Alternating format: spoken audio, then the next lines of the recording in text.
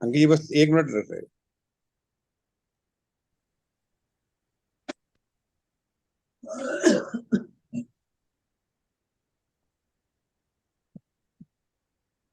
Thank you ये sir. अंकित जी start करें। जी sir, sir एक रिफंड का मैटर है। जी जी। टैक्स पेड में उन्होंने बिल इशू किया है एक्सपोर्ट का। हम्म। तो उसका जो रिफंड है वो रिफंड पोर्टल पर ऑटोमेटिक रिफ्लेक्ट हो रहा है। तो उसमें अधिकारी ने नोटिस दिया है एनेक्स्चर बी अपलोड करने का। क्या टैक्स पेड का जो रिफंड अप्लाई होता है उसमें एनेक्स्चर बी कंपलसरी है? डायरेक्ट एक्सपोर्ट किया है उन्होंने अगेंस्ट टैक्स। हाँ जी। तो हाँ। वो तो विद वो विद तो टैक्स इनके पेमेंट। पोर्टल से होते ही नहीं है अधिकारी की, वो तो वहां से होता है, कस्टम पोर्टल से होता है, पता डायरेक्ट नहीं, होता पिछले है। पिछले 2-3 रिफंड इन्हीं के पास रिफ्लेक्ट हो रहे हैं वो इस तरह के। नहीं तो एनेक्सर मतलब भी। हमने कोई अप्लाई नहीं किया, इनके पास रिफ्लेक्ट हो रहा है, तो अधिकारी उसमें क्वेरी लगा रहे हैं। अंकित भाई एक्चुअल में क्या है, जो हम टैक्स के साथ डायरेक्ट करते हैं उसको डायरेक्ट होता है, उसका वो उस पोर्टल पे चला जाता है। उस पोर्टल का अलग से नाम है सर, रिफंड का, जो आई कस्टम से आइस आईजी गेट, गेट वाला। आईसी गेट से, जी। वो आईसी लेकिन गेट से वो गवर्न वो होता भी है। नहीं, वो भी इन्हीं के पोर्टल पर आ रहा है। क्योंकि वहां तो दो चीजें देखनी होती हैं सर, कि वो जो एक्सपोर्ट होता है उसकी एक्सपोर्ट इनवॉइस को जब आप मेंशन कर देते हैं डायरेक्ट, तो हाँ वो जी। डायरेक्ट आपके लिए आ जाता है, यदि इनके आ रहा है। और हाँ इनको जी। जो एनेक्सर भी उसी कंडीशन में जमा करना था सर, जब हम टैक्स के अगेंस्ट में जो विदाउट एलयूटी एक्सपोर्ट करते थे, जो परचेज हमारी होती थी उसमें cheque without payment, without without. Payment वाले में। जी। विद पेमेंट वाले में तो एनेक्स्चर बी नहीं मांग सकते। नहीं, नहीं मांग सकते। वो तो आईसी गेट से ही डिपेंड होगा, और यदि वो मांग रहे हैं तो क्यों मांग रहे हैं, वहां तो हमारा इसमें टैक्स देखिए, डायरेक्ट क्या है। इसमें सर रूल 95A में लिखा हुआ है, जी। जी। Refund of taxes to the retail outlet establish in departure area in an international airport beyond immigration counter making tax free supply at on to on going international tourist. इस पे बस GST refund 10B का उल्लेख किया है, बाकी कहीं नहीं किया है। आईजीएसटी के रूल्स में आप देख रहे हैं सर? नहीं, रिफंड का रूल लिख रहा हूँ, धारा 95 रूल कह रहा हूँ। नहीं सर, रूल क्या एक्चुअल बोलेंगे, अधिनियम। शैलेश सर, एक्चुअल में क्या है, यहाँ जो सिस्टम है रिफंड का वो दो तरह अलग है। हाँ हाँ। यदि हम टैक्स के साथ पूरा कर देते हैं, आईजीएसटी पे करके यदि हम रिटर्न वो फाइल करते हैं अपना एक्सपोर्ट, उस कंडीशन में जैसे ही मेरा गुड्स एक्सपोर्ट हो जाता है, उसकी हाँ एंट्री हाँ। वो करते हैं, वो डायरेक्ट आईसी से डायरेक्ट रिफंड हो जाता है मेरे बैंक अकाउंट में। बिल्कुल सही कह रहे हैं आप। वो है, वहां पर कोई हम उस इन्वॉल्वमेंट है ही नहीं वो जो हमारे टैक्स पास अफसर क्लिक का। कर रहा है, वो हम उसको ढूंढ रहे हैं, वो कहीं लिखा तो है, हमने देखा था उसको भी। जी। अंकित जी और देख लो तब तक, और कोई दूसरी क्या और क्या क्वेरीज है, क्योंकि इस पर आप अधिकारी जी मांग देखिए, नहीं सकता, मैं वो लिख के मैं दे दें। मुझे 2 मिनट दीजिए, मैं देख के हाँ, बताता श्योर जी श्योर, जी जी जी। आप उस पर देख लें सर। एक दूसरी क्वेरी आ रही है। जब 73 का ये नोटिस जनरेट कर रहे हैं तो सीजीएसटी में 10,000 की पेनल्टी, एसजीएसटी में 10,000 की पेनल्टी, और आईजीएसटी में 20,000 की पेनल्टी लगा रहे हैं। जी, यहाँ गलत है, क्योंकि एक्ट के अंदर लिखा पर आईजी एक्ट 10,000 रुपए के अंदर। जी। उसमें आईजीएसटी में अलग से 20,000 की, वो पता नहीं किस वजह से उसे मैं डबल बता कर रहा हूँ रहे हैं ना, क्या। जैसे उनको आइडिया है ना कि 9+9 होता है, वहाँ 18 होता है, तो वो जस्ट डबल करोगे। एक्ट एक्ट में तो 10,000 ही लिखा हुआ है, बस आईजीएसटी एक्ट भी पढ़ते हैं तो उसमें भी 10,000 ही बस लिखा दस है। हजार ही लिखा हुआ है। हाँ जी। वो ये सोच रहे हैं कि इधर एसजीएसटी सीजीएसटी में 10 होगा तो आईजीएसटी में हाँ ऑटोमेटिकली जी। 20 हो गया, ऑटोमेटिकली 20 हो गया। जबकि एक्ट में लिखा है कि पर एक्ट। वो तो हम तो जी। चूंकि नॉर्मली सीजीएसटी एक्ट में डिफाइन किया है, और आगे उन्होंने दे दिया कि आईजीएसटी या यूजीएसटी एक्ट अपना जो भी है यूनियन का, वो उसी से गवर्न होगा, तो इसलिए वो सेम मान ली जाती है। तीसरी क्वेरी का ऑटोमेटिक आप पहले आंसर दे चुके, जो कि वो मिनिमम पेनल्टी वाला था, आप कह रहे 126 वाला। जी। तो उसमें यही था कि एक पार्टी की सिर्फ 400 रुपये की डिमांड, 200 रुपये की डिमांड थी, 200 रुपये इंटरेस्ट था, 400 रुपये की डिमांड थी, उस पर 10,000 रुपये सीजीएसटी एसजीएसटी लगा हुआ है। तो पार्टी को भी ये था कि भाई 400 रुपये क्योंकि उसका टाइम निकल चुके 30 दिन, तो 30 दिन निकलने के बाद अधिकारी कह रहे हैं कि उसमें आपको 10,000 रुपये की वो पेनल्टी भी पूरी जमा करनी है, और अपील, 400। अंकित जी मेरे हिसाब से उसे अपील में जाना चाहिए, सबसे पहली बात तो ये कहना चाहिए उस पर 121(1) लागू ही नहीं होती 73 की, जी। क्योंकि मैंने टैक्स शॉर्ट पेड नहीं किया, हालांकि मैंने भी उसमें उनको यही कहा था कि आप 400 रुपये जमा करा के और अपील में बस चले जाएं बस पेनल्टी के लिए। बिल्कुल सही आपने एडवाइस दी। इसके हम अपील में भी ग्राउंड ले सकते हैं 126 की। बिल्कुल 121 को डिनाई करते 126 तो की बिल्कुल ग्राउंड जब लेके। एक्ट हमें दे रहा है, एक्ट के वन अंदर ट्वेंटी उसको सिक्स का सिक्स देखिए। हेलो जी सर सर, जी। वन जी ट्वेंटी सिक्स का सिक्स देखिए। उसमें जी। ये जहाँ परसेंटेज दिया हुआ है, अमाउंट दिया हुआ है, वहां पे ये लागू नहीं होगा। 126। The, the provision of this section shall not apply in such case where the penalty specified under this act is either a fixed sum or expressed as a fixed percentage. Kesarwani sir आप बिल्कुल सही कह रहे हैं, but sir जो बात ये आ रही है कि जो डिपार्टमेंट हज 73 में यदि कोई भी चीज आ रही है, आप 4 साल बाद आप हमें बता रहे हैं, इंटीमेट कर रहे हैं उस चीज के लिए, और आप उसके बाद वही चीज आप हमको हरेश कर रहे हैं ना सर। मेरा टैक्स कंपोनेंट सबसे कम है, उस नहीं पर तो पेनल्टी इतनी ज्यादा है। यहाँ पे एक सर्कुलर जो जुलाई में आया है, उसमें कोई अमाउंट, मिनिमम अमाउंट नहीं दिया गया है। तो उसको लेके ये कहा जा सकता है कि मिनिमम अमाउंट 126 के अंतर्गत है 5,000। जी एग्जैक्टली इसको सर, ये कहना है कि इसको 126 पे आप एप्लीकेबल करिए ना टोकन पेनल्टी हम पे। हाँ, यही मेरा कहना है कि यदि मेरा टैक्स कंपोनेंट सर 5,000 रुपए से कम है, छोटा सा है या माइनर है, बहुत ही नेगोशिएबल, बिल्कुल नेग्लिजिबल अमाउंट है, 200 रुपए सपोज है, यदि मेरा टर्नओवर है, उसके लिए आप 10,000 रुपए से मुझे 20,000 रुपए पेनलाइज कर रहे हो दोनों एक्ट में। कहाँ का सर है? नहीं तो वो सर्कुलर जो जुलाई में इशू हुआ है, जुलाई के सर्कुलर से मिनिमम पेनाल्टी कोई डिफाइन नहीं किया गया कितना मिनिमम पेनाल्टी होनी चाहिए। नहीं नहीं तो यहाँ पर ये नहीं सर। किया जा सकता है। वो तो सर डायरेक्शन दिए उन्होंने प्रोसीजर को अप्लाई कराने के लिए।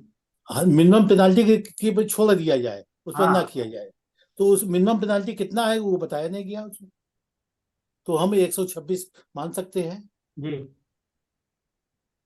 यही मेरा व्यू है कि 126 पे एप्लीकेबल हमें अपनी जवाब में भी लिखना चाहिए, यदि कोई भी गलती है तो आप 126 के अंदर हमको कर दें, और वहां पे भी लिखा है यदि अधिकारी सही है, सही समझे तो वहां उस पर लिबर्टी अधिकारी को, बाउंड नहीं है सर अधिकारी 126। चलिए ठीक है जो है।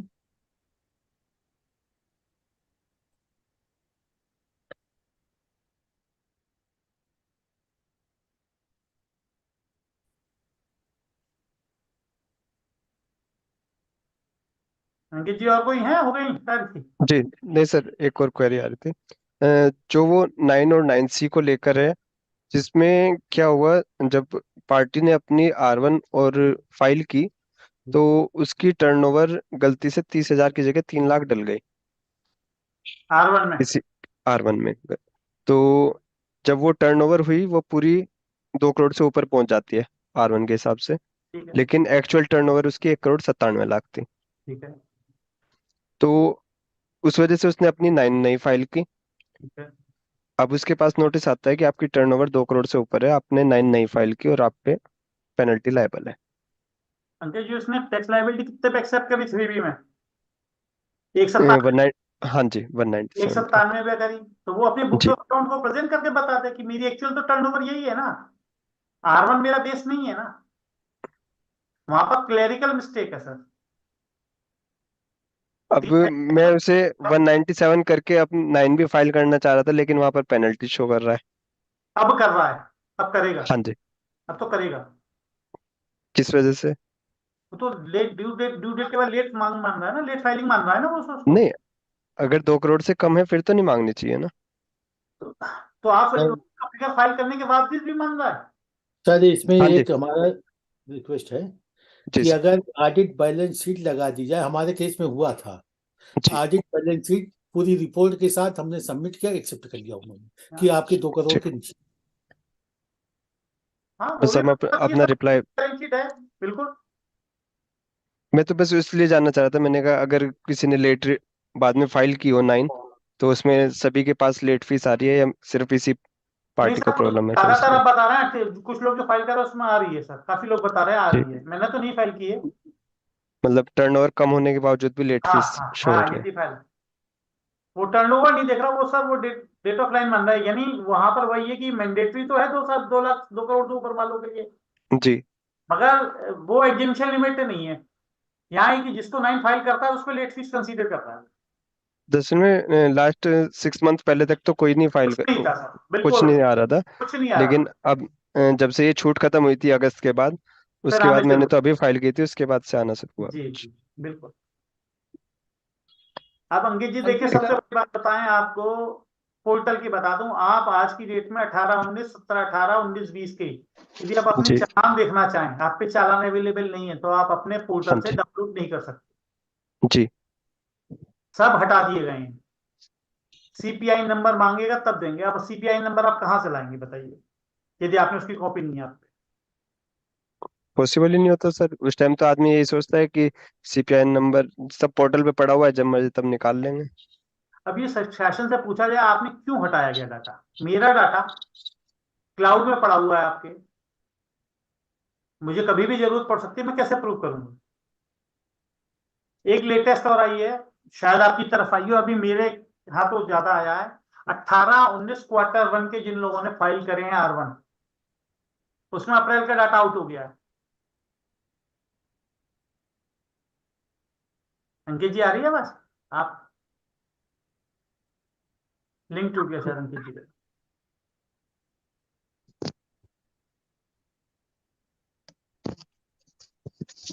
चलिए सर, आपकी तरफ भी आए हैं कुछ ऐसे कि अप्रैल 18 का R1 का डाटा गायब है, तो रिसिपेंट्स के वो आ रहे हो फोन्स। हाँ, अभी तो अप्रैल 18 का डाटा है आपके पास? हाँ, नहीं, अप्रैल जैसे 18 का डाटा है, GS1 किसी का भी देखो जरा। GS1 है क्या कंप्यूटर में अपलोड है, देखो जरा। अपलोड में डाटा नहीं दिख रहा, जैसे अप्रैल मई जून का क्वार्टरली GS7 अपने अपलोड किया था अप्रैल अप्रैल 18 का। देखो दिख रहा है कभी कंप्यूटर उसमें, GST की पोर्टल पे दिख रहा है क्या? कोई भी एक लॉगिन करके देखिए। वही देख रहा है। हम्म। क्योंकि कल लेटेस्ट ही मेरे पास ही मेरा एक क्लाइंट है कि सर मेरे वो उनका है रिसिपेंट का कि नहीं दिख रहा, मैंने देखा पोर्टल पे है ही नहीं, जो कि हमने फाइल की है सारे। मई जून दिख रहा है, अप्रैल नहीं दिख रहा क्वार्टरली में। तो तो बड़ा सर चक्कर हो जाएगा ना। पोर्टल में आया है।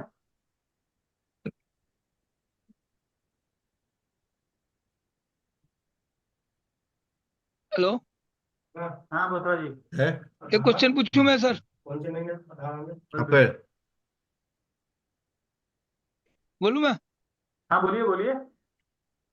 तो मेरा क्रेडिट नोट वाला तो हुआ था, लेकिन बाद में 30 सितंबर के पहले क्या? उस पार्टी ने एक IFF कर दिया। तो IFF करने का मतलब क्या हुआ कि मेरा GSTR1 उसमें 2B में या 2A में दिखना चाहिए, बिल्कुल। इस पे तो दिख रहा है वो सर, दिखाई नहीं दे रहा है।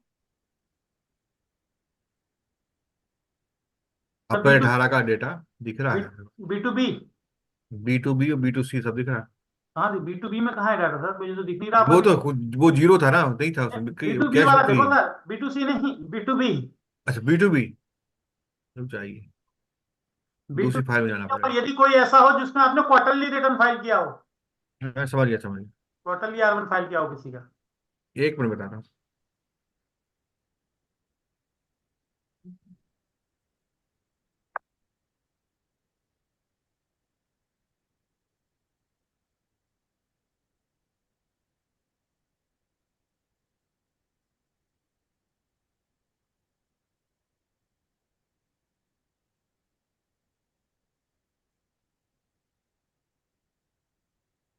जून ले लीजिए सर, जून, गया। जून सेलेक्ट करिए, जून पीरियड जून सेलेक्ट करिए। इस पे दिख रहा है, अब व्यू करिए, इस पे B2B दिख रहा है, खोलिए, हाँ जी। जून का दिख रहा है। खोलिए खोलिए। अब हम्म, इसमें कोई भी एक देखिए पार्टी जिसका अप्रैल का बिल हो। चलिए आपके दिख रहा है। हाँ। सर हमारे तो 2 3 फार्मों में ऐसे, यहाँ पर आगरा में तो ऐसा हुआ है। कभी कभी अभी परसों क्या हुआ था, सब जीरो दिख रहा था, फिर अपने आप आ गया। बीच में 2-3 दिन एरर रही सर कुछ ना पोर्टल पे। हाँ तो शायद अपडेशन की कोई प्रॉब्लम होगी। हाँ जी। एक नया वो प्रॉब्लम है। और आती है इसमें B2C वाली। अगर कोई B2C अमेंडमेंट किया हो किसी ने, तो ये नहीं पता लगता कि किस मंथ में और क्या अमेंडमेंट किया है। हम्म। वहाँ डिटेल नहीं है ना अंकित जी, हाँ जी। पर्टिकुलर बिल वाइज नहीं हो रहा ना, नहीं बस वैसे ये है। वो भी रहता है ना, जैसे हम अमेंड करते हैं तो वहां से हमने क्या चीज अमेंड की थी उसको वो नहीं शो करता। अभी मेरे पास एक पार्टी आई है, वो पहले किसी और के पास थी, उन्होंने क्या डाटा फीड किया मुझे पता ही नहीं लग रहा, अमेंडमेंट करके उन्होंने क्या उसको करेक्शन किया। एक एक बेसिक प्रॉब्लम है। सपोज दैट यदि किसी भी B2B की सप्लाई B2C में चली जाती है और हाँ जी। आपको टाइम से पता चल सकता है, तो आप पे कन्वर्ट करने का कोई कोई ऑप्शन है ही नहीं। आप B2C में यदि कोई फिगर चली जाती है और आप हाँ लेटर जी। ऑन चेंज करना पड़े, तो आपके पास कोई टूल नहीं है सर। वो नहीं आप उसमें तो आप B2C में कम कर दे और B2B में सर, डाटा फीड कर ले। हाँ वही बात कर रहा हूँ, डाटा फीड करना पड़ा ना मुझको। हाँ जी हाँ जी हाँ जी हाँ जी। वही बात, मेरा बिल टू बिल जाता B2C जी की फैक्ट्री, तो कम से कम मैं जी। उस बिल नंबर डाल के सीधा अमेंड कर सकता था ना। अब सर एक और क्वेरी आई थी, आज सुबह ही आई मेरे सामने। ये, उसने क्या किया, गलती से एक बिल को एक्सपोर्ट इनवॉइस में डाल दिया हम्म, पार्टी ने। और वो बाद में पता चला कि वो एक्सपोर्ट नहीं है, फर्म का नाम एक्सपोर्ट से रिलेटेड था, तो उसने वो एक्सपोर्ट इनवॉइस में डाल दिया जबकि वो B2B की सेल थी। ठीक है। अब जब वो उसे अमेंड कर रहा है तो अमेंड नहीं कर पा रहा वो। पेमेंट नहीं हो रही। नहीं, क्योंकि वो पहले उसमें एक्सपोर्ट वाली इनवॉइस में अमेंड करना पड़ेगा उसे, और बिल्कुल। उसके बाद B2B में फीड करना पड़ेगा। अब एक्सपोर्ट इनवॉइस में अमेंड करे तो उसमें क्या डालें, वो भी डिलीट तो होती नहीं। हम्म। ये देखिए यही तो सब सारी प्रैक्टिकल चीजें हैं ना। एक जर्नल जब स्पेशलिस्ट लोग नहीं कर पा रहे, तो जर्नल आदमी कैसे कर सकता, कैसे आशा कर सकती है सरकार। एक पड़ोस का लड़का कर देगा सर, ये पड़ोस का लड़का कर देगा। डॉक्टर साहब तैयार है। नहीं सर, ये बिल्कुल वो कह रहे हैं, किसी ने स्टेटमेंट दिया था कि आप तो जीएसटी इतना सरल के पड़ोस का लड़का भर देगा। जी सर। वो तो मैं बोला पड़ोस का लड़का कर देगा, आप और हम नहीं कर पाएंगे तो पड़ोसी का लड़का कर देगा। रिफंड वाले मैटर में देखा सर कुछ? सर वो मिल ही रहा है, वो हम स्पोर्ट ऑफिस देखूंगा। कब कई जी जगह 2 जगह जमा चल रहा है ना अभी हमारा।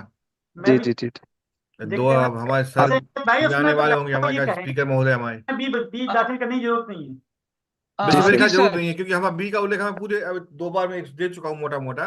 तो जी नहीं, जी। फार्म बी का ही दिख रहा मुझे। हाँ जी। अंकित सर, जी सर जी।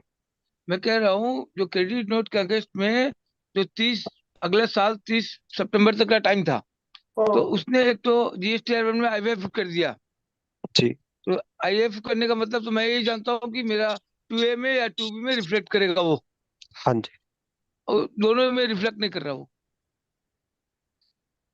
सर ऐसा होगा नहीं। क्रेडिट नोट है। कर रहा हूँ हाँ जी। क्रेडिट नोट के अगेंस्ट में उसने वापस ठीक करने की कोशिश की थी। नहीं तो उन्होंने क्या किया आईएएफ में, आपने उस बिल को अमेंड किया क्या। अब मैंने कुछ नहीं किया, सामने वाली नहीं, पार्टी ने किया। आपके पार्टी ने, आपके सप्लायर ने अपने उस बिल को अमेंड करने की कोशिश करी है। हाँ, गलती से क्रेडिट नोट किया था, उसको ठीक करने के लिए IVF किया। नहीं तो आईएएफ में क्या किया, अच्छा, ये ये कुछ पूछ अंदर ट्रीटमेंट रहा देखना क्या पड़ेगा किया मुझे। उसने, उसने अमेंड किया क्या क्या उस चीज किया। का। IFF में उसने क्रेडिट नोट को अमेंड किया होगा ना सर? हाँ, तो डिलीट कर दिया क्रेडिट नोट होगा। से बिल में डाल दिया कि क्या में किया। यदि क्रेडिट नोट गलती से इशू हुई तो उसे डिलीट कर दिया होगा, उसने हटा दिया होगा, अमेंड कर दिया बस। होगा। IVF तो दिखाई नहीं देगा कहीं पर भी वो क्या नहीं। किया। तो जब आपकी अ- एंट्री हट जाएगी तो क्या दिखाई देगा बोथरा जी। जब एंट्री आपके विरुद्ध थी, जो आपकी थी ही नहीं, उन्होंने लेटर स्टेज पे ठीक कर दी, हम्म। तो फिर आपके में क्यों लेकिन जी दिखेगा। लेकिन GST 9 में तो पैसा कट गया उसका। जीएसटी में कहाँ से आ गया थी। उसका जो जो क्रेडिट नोट किया था उसका पैसा कट गया। तो मेरा अभी जो रिटर्न लगाया ना, तो वकील साहब ने मेरे को कुछ रिटर्न करके मेरे से माइनस करवा लिया आपकी। तो आपने गुड्स रिटर्न नहीं किया, आपने जबरदस्ती एंट्री मार दी उसकी गुड्स रिटर्न की। हाँ, वो गलत किया तो मेरे को गलत करना पड़ा। क्यों करना पड़ा गलत, ये तो उस दिन भी बात हो रही थी कि जो आपकी एक्चुअल चीज आप उसे रखिए। वो वकील साहब बोले नहीं, ऐसे नहीं होगा, होटल 238 मांग रहा, तुम 241 कैसे ले लोगे। कोथरा जी, अब आप वकील साहब की सुन लो, ज्यादा बेहतर है आपके। अब हम लोग क्या दे सलाह, हम तो वही दे सकते हैं जो सही है की। बाकी तो डिपेंड आपके वकील साहब जो सूचना चाह रहे हैं उसको क्या कह सकते हैं। हाउस टैक्स नहीं मानते वो, नहीं मानते हो। राशन कार्ड क्या कंपलसरी गवर्नमेंट ने कर दिया है। ये बोले जब आएगा साल भर बाद तब देखा जाएगा। चलिए, अब जो है सो उसको अपन देख के भविष्य में जो पोजीशन बनेगी तो देखा जाएगा, क्या कर सकते हैं, जो हो गया हो गया। हाँ वही होगा। सर वो हर सर 4 बजे हैं, वो आए सर अपने नहीं सर, तिथि है मेरे आने को। वाले हैं सर, अभी ज्वाइन कर रहे हैं, मेरी बात हुई है, अभी कर रहे हैं। अच्छा अच्छा। दीपक भाई जरा चेक कर वाजपेयी लीजिएगा सर ने सर। सर, हाँ सर ज्वाइन कर लिया होगा, देख के। नहीं देख हुआ देख अभी दिख लीजिए। ही तक, रहा है सर। दिखाइए। सर नमस्कार सर। 23। नहीं सर अभी नहीं आए। अभी फोन आया था, कह रहे मैं अभी तुरंत ज्वाइन कर रहा हूँ। मैं कॉल करता हूँ सर। सर 2 मिनट वेट कर लीजिए, फिर कर लीजिए। नहीं ठीक नहीं, है करने ठीक करने कॉल कर ली आप, मैंने कहा था उनको। वो अभी हो गए ना, एक बार दोबारा जल्दी कार करने सोचे थे।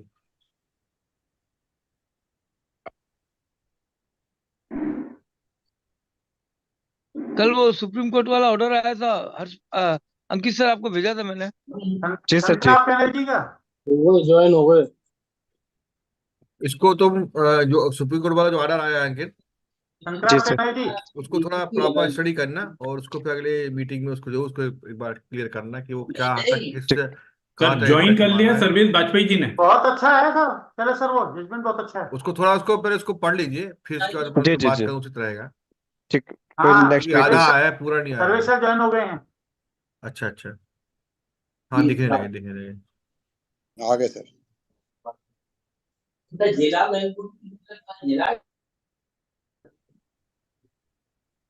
Welcome sir. Welcome sir. Thank you thank you thank you. Thank you. एक मिनट सर, आज की हेलो सभी सभी डेलीगेट से मेरी रिक्वेस्ट है कि प्लीज अपने माइक्रोफोन म्यूट कर लीजिए। हमारे आज के मुख्य वक्ता साहब आ चुके हैं, श्री सर्वेश वाजपेयी साहब। और सर का परिचय देने के लिए पहले मैं छतरपुर से आशु के साहब से 1 साल बाद आए हैं, फिर दोबारा लोगों के मेमोरी नहीं में नहीं, कुछ लोग नए भी आप हैं। सब लोगों से परिचय है कोई? नहीं सर, हमसे तो है परिचय, लेकिन सर कुछ लोग नए भी तो हैं सर इसमें जो डेलीगेट्स। चले चल, ठीक है सर, ठीक है। उनको सब परिचय आपको करा दें थोड़ा सा। तो सर का परिचय देने के लिए छतरपुर मध्य प्रदेश से श्री शैलेश शर्मा जी से रिक्वेस्ट करता हूँ कि शैलेश भाई जरा सर का जरा परिचय दे दें छोटा सा, जी जी। जिससे कि जो बाकी लोग नहीं नए लोग हैं उन्हें पता पड़ जाए सर की जरा बारे में कि हमने कैसे सरस्वती पुत्र को आज आह्वान किया है। नहीं सर, धन्यवाद धन्यवाद। सभी उपस्थित वरिष्ठ जनों के चरणों में प्रणाम करते हुए मैं आज उपकाश में आए हुए हमारे अतिथि वक्ता श्री सर्वेश वाजपेयी जी का स्वागत करता हूं, और उनका संक्षिप्त परिचय जो मेरे पास है मैं उनको आप सभी को देने का प्रयास करता हूं। सर्वेश वाजपेयी जी बीकॉम है, एलएलबी है, एफसीए है और डीसा भी हैं। आपने आगरा यूनिवर्सिटी से 1987 में एलएलबी किया था। उसके बाद चार्टर्ड अकाउंटेंट की डिग्री इनके पास 1988 में आई। डीसा इन्होंने 2002 में किया। आप आगरा ब्रांच के आईसीएआई ब्रांच आगरा में एग्जीक्यूटिव मेंबर हैं, 2012 से 2015 के बीच में रहे। इसके अलावा आप चेयरमैन रहे 2013-14 की अवधि में। इसका एक्स ऑफिसियो आगरा ब्रांच की CIRC ब्रांच में 2009-10 के बीच में रहे। आप सोशल सामाजिक तौर से बहुत जुड़े हुए हैं। आप आगरा में संयोजक स्वदेशी जागरण मंच आगरा के संयोजक रहे। मेंबर है नेशनल काउंसिल ऑफ स्वदेशी जागरण मंच के 2017 से 2022 की अवधि में। आप सेक्रेटरी और प्रेसिडेंट भी रहे भारत विकास परिषद विवेकनगर आगरा के। इसके अलावा आप सरस्वती शिशु मंदिर विजयनगर आगरा के वर्तमान में अध्यक्ष भी हैं। ये माननीय महोदय का संक्षिप्त परिचय था। और अगर आप के बाद एक विषय में कहना चाहूँगा कि इनकम टैक्स में सीज और सीज सर्च का प्रकरण कई बार हमारे बीच में आ चुका है, लेकिन हर बार जो वक्ता आते हैं उनकी अपनी एक सोच होती है, अपना समस्या का समाधान करने का तरीका होता है। तो हर बार एक हमें नई चीज सीखने मिलती है। तो आज हम भी उम्मीद करेंगे कि आदरणीय सर्वेश जी से हमें एक नए तरह से उस समय इस समस्या का समाधान निकाल कैसे किया जाए उसका अवसर हमें सीखने का है। तो आप अभी सब आदरणीय सर्वेश जी से मेरा निवेदन है कि वो अपना उद्बोधन चालू करें इस विषय के ऊपर।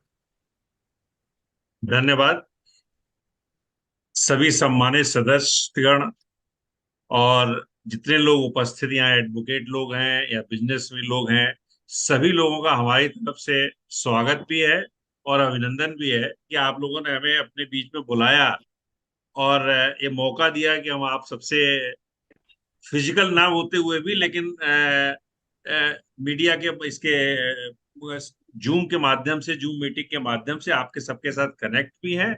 और हम जो बोल रहे हैं ये बेसिकली इसमें बोलने में कोई ना तो कोई ऐसा मेरा एक्सपर्टाइजेशन है ना कुछ चीज है, लेकिन हाँ चूंकि आप सब और हम एक ही चीज है तो सिर्फ एक डिस्कशन का पॉइंट है।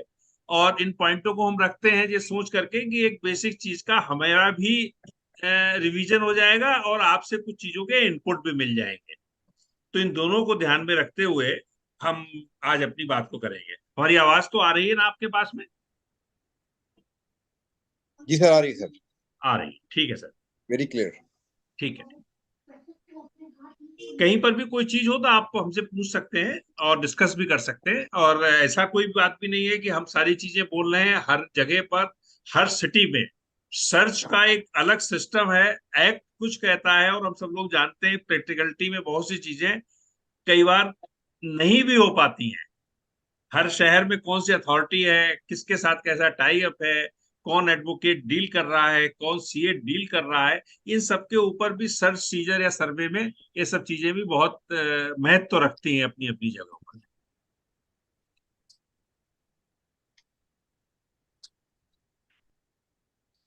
बेसिकली सर्वे, वो सर्च होती क्यों है? सेक्शन 132 जो अपना इनकम टैक्स एक्ट है उसमें सारी चीजें हैं। तो यहाँ पे सर्च होते समय अगर इनकम टैक्स ऑफिसर ये विश्वास करता है या लगता है कि books of accounts, cash, jewellery और other valuables to be undisclosed income are the concealed in a particular place, they have the authority to the search and seizure such items. The power is to be bidded lightly, but it is essential to combat those who seek to undermine the very foundation of our economic system, a fair and equitable system. देखिए यहाँ पर income tax officer को जब ये search कोई ordinary चीज नहीं है कि ये वहां पे जब उसका मन आया तो आपके यहाँ पे सर्च करने पहुंच गया।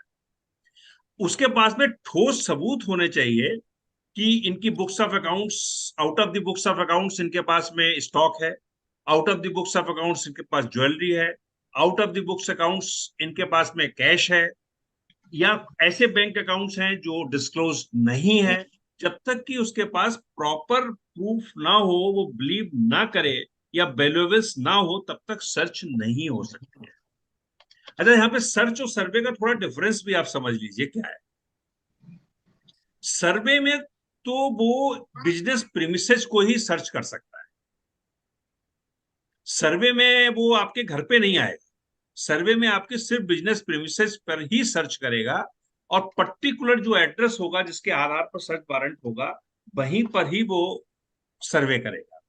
लेकिन सर्च में आपके रेजिडेंसेज को भी कवर किया जाता है।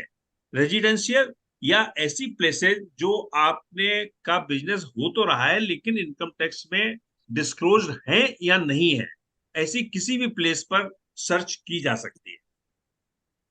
सपोज आपने एड्रेस दिया हुआ है संजय पैलेस आगरा, लेकिन आपका ऑफिस या दफ्तर चल रहा है विजयनगर आगरा में, जो कहीं पे डिस्क्लोज नहीं है, लेकिन उनके पास इंफॉर्मेशन है कि विजयनगर आगरा में है, तो विजयनगर आगरा में भी वो सर्च कर सकते हैं। उधर चलते हैं।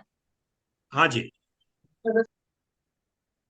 तो विजयनगर आगरा में भी सर्च कर सकते हैं, या जहां पे रेजिडेंस वगैरह है उनके आधार पर, जहां पर, लेकिन उसके पास उनको सर्च के लिए या उनके पास जब वो सर्च के लिए आते हैं कोई न कोई डॉक्यूमेंट्री एविडेंस जरूर होना चाहिए यहाँ पे इनका बिजनेस हो रहा है, उसके बाद ही वो सर्च कर सकते हैं। अदरवाइज वो सर्च, ये पावर कोई बहुत लाइटली लेने वाली नहीं है। उनके पास पावर है कि वो सर्च करने के लिए, जब तक उनको बिलीव नहीं होगा, रिकॉर्ड नहीं होगा, स्टेटमेंट रिकॉर्ड होगा, उसके बाद इनको अपने हायर ऑफिसर से यानी कि कमिश्नर से परमिशन की, कमिश्नर या डायरेक्टर जो उस लेवल का ऑफिसर है उससे परमिशन भी लेनी पड़ती है, तब जो है आप सर्च कर सकते हैं। Otherwise search in normal circumstances वो नहीं कर सकता है अपने आप से, कि जब तक कि उसके पास में कोई बिलीव ना हो और रिकॉर्डेड ना हो।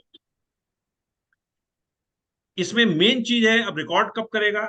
अगर उसको ये कोई प्रूफ या कोई समथिंग एविडेंस या कोई ऐसा जिसने इंफॉर्मेशन दी है कि अनकवर हिडन वेल्थ है, एक्सपोज फ्रॉडलेंट एक्टिविटीज हो रही हैं, और प्रॉपर्टीज या कोई ऐसी चीज जो डिस्क्लोज नहीं है या कम पैसों पे डिस्क्लोज है, उसका एविडेंस उसके पास होगा, तभी हो सकता है।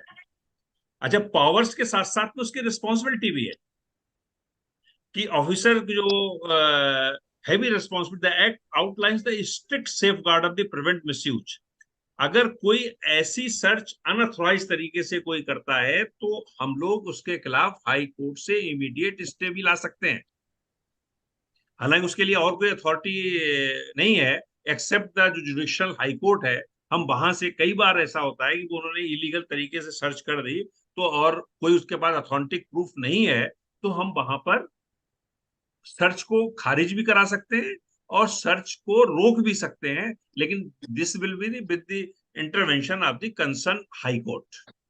आपको, हम लोगों को उसके लिए हाई कोर्ट जाना पड़ेगा। अगर उसके पास कोई ऐसा प्रूफ नहीं है, आप जिस समझते हो कोई ऐसा प्रूफ नहीं है, तो आप हाई कोर्ट में उसकी रिटर्न रिट से, इवन आप पूरी सर्च वो कर भी लेगा, उसके बाद भी क्वेश्चन हो सकती है। तो यहाँ पे हमें अपने अधिकारों को लेके भी जागरूक रहना चाहिए कि उसके पास स्पेसिफिक लॉ है या नहीं है। तो यहाँ पर सर्च क्यों होती है, कब होती है, मैंने आपको एलोबोरेट किया कि जब तक वो बिलीव ना करे, उसके बाद डॉक्यूमेंटेड एविडेंस ना हो, तब तक कोई भी सर्च नहीं होती चाहिए। होती हैं आजकल, वैसे भी हो रही है, सारे ऑफिसर्स करते हैं। और वो इसीलिए आप नोटिस करते होंगे कि आज की डेट में सर्च करने के बाद में उसको जस्टिफाई करने के लिए वो अनड्यू प्रेशर डालते हैं डिस्क्लोजर के लिए कि आपके वो डिस्क्लोज करिए। कि डिस्क्लोज का प्रेशर, डिस्क्लोज आप कर देते हो तो क्या होता है, उनकी सर्च सफल हो जाती है और ऑटोमेटिकली उनकी एविडेंस को वेटेज मिल जाता है। इसीलिए हमेशा वो इसी चीज पे जोर देते हैं कि आपको वहां जाने से पहले कुछ ना कुछ आप डिस्क्लोज कर दीजिए। अभी हम लोग इसके बाद आगे बात करेंगे कि डिस्क्लोज कैसे करनी चाहिए और कब करनी चाहिए और क्यों करनी चाहिए और क्यों नहीं करनी चाहिए। इस पे भी हम लोग आगे चर्चा करेंगे। लेकिन आपको अक्सर आप नोटिस करते होंगे कि वो डिस्क्लोजर पे इसीलिए ताकि अपनी सर्च को वो जस्टिफाई कर सके। अदरवाइज उसको अगर ऐसे कोई पेपर नहीं मिले या कोई बिलीव नहीं हुआ तो आप बाद में हाई कोर्ट में सर्च को बेकार भी कर सकते हैं। इसीलिए वो उसको डिस्क्लोजर पे ज्यादा जोर देते हैं, ज्यादा फैक्ट्स देते हैं। तो इस यहाँ पर हमें अपनी जागरूकता रखनी चाहिए कि मैं डिस्क्लोज कब और किस स्थिति में करना चाहिए, किस स्थिति में नहीं करना चाहिए। Further, it is crucial to understand that search and seizure is a tool for the investigation and evidence gathering for bringing the truth the light. इसमें क्या है कि हमें एक ट्रुथ, सही मामले में सारी इंफॉर्मेशन कलेक्ट करने का एक आईटीओ के पास में, इनकम टैक्स अथॉरिटी के पास में एविडेंस है कि जो एविडेंस हम नहीं प्रोड्यूस कराते हैं उसको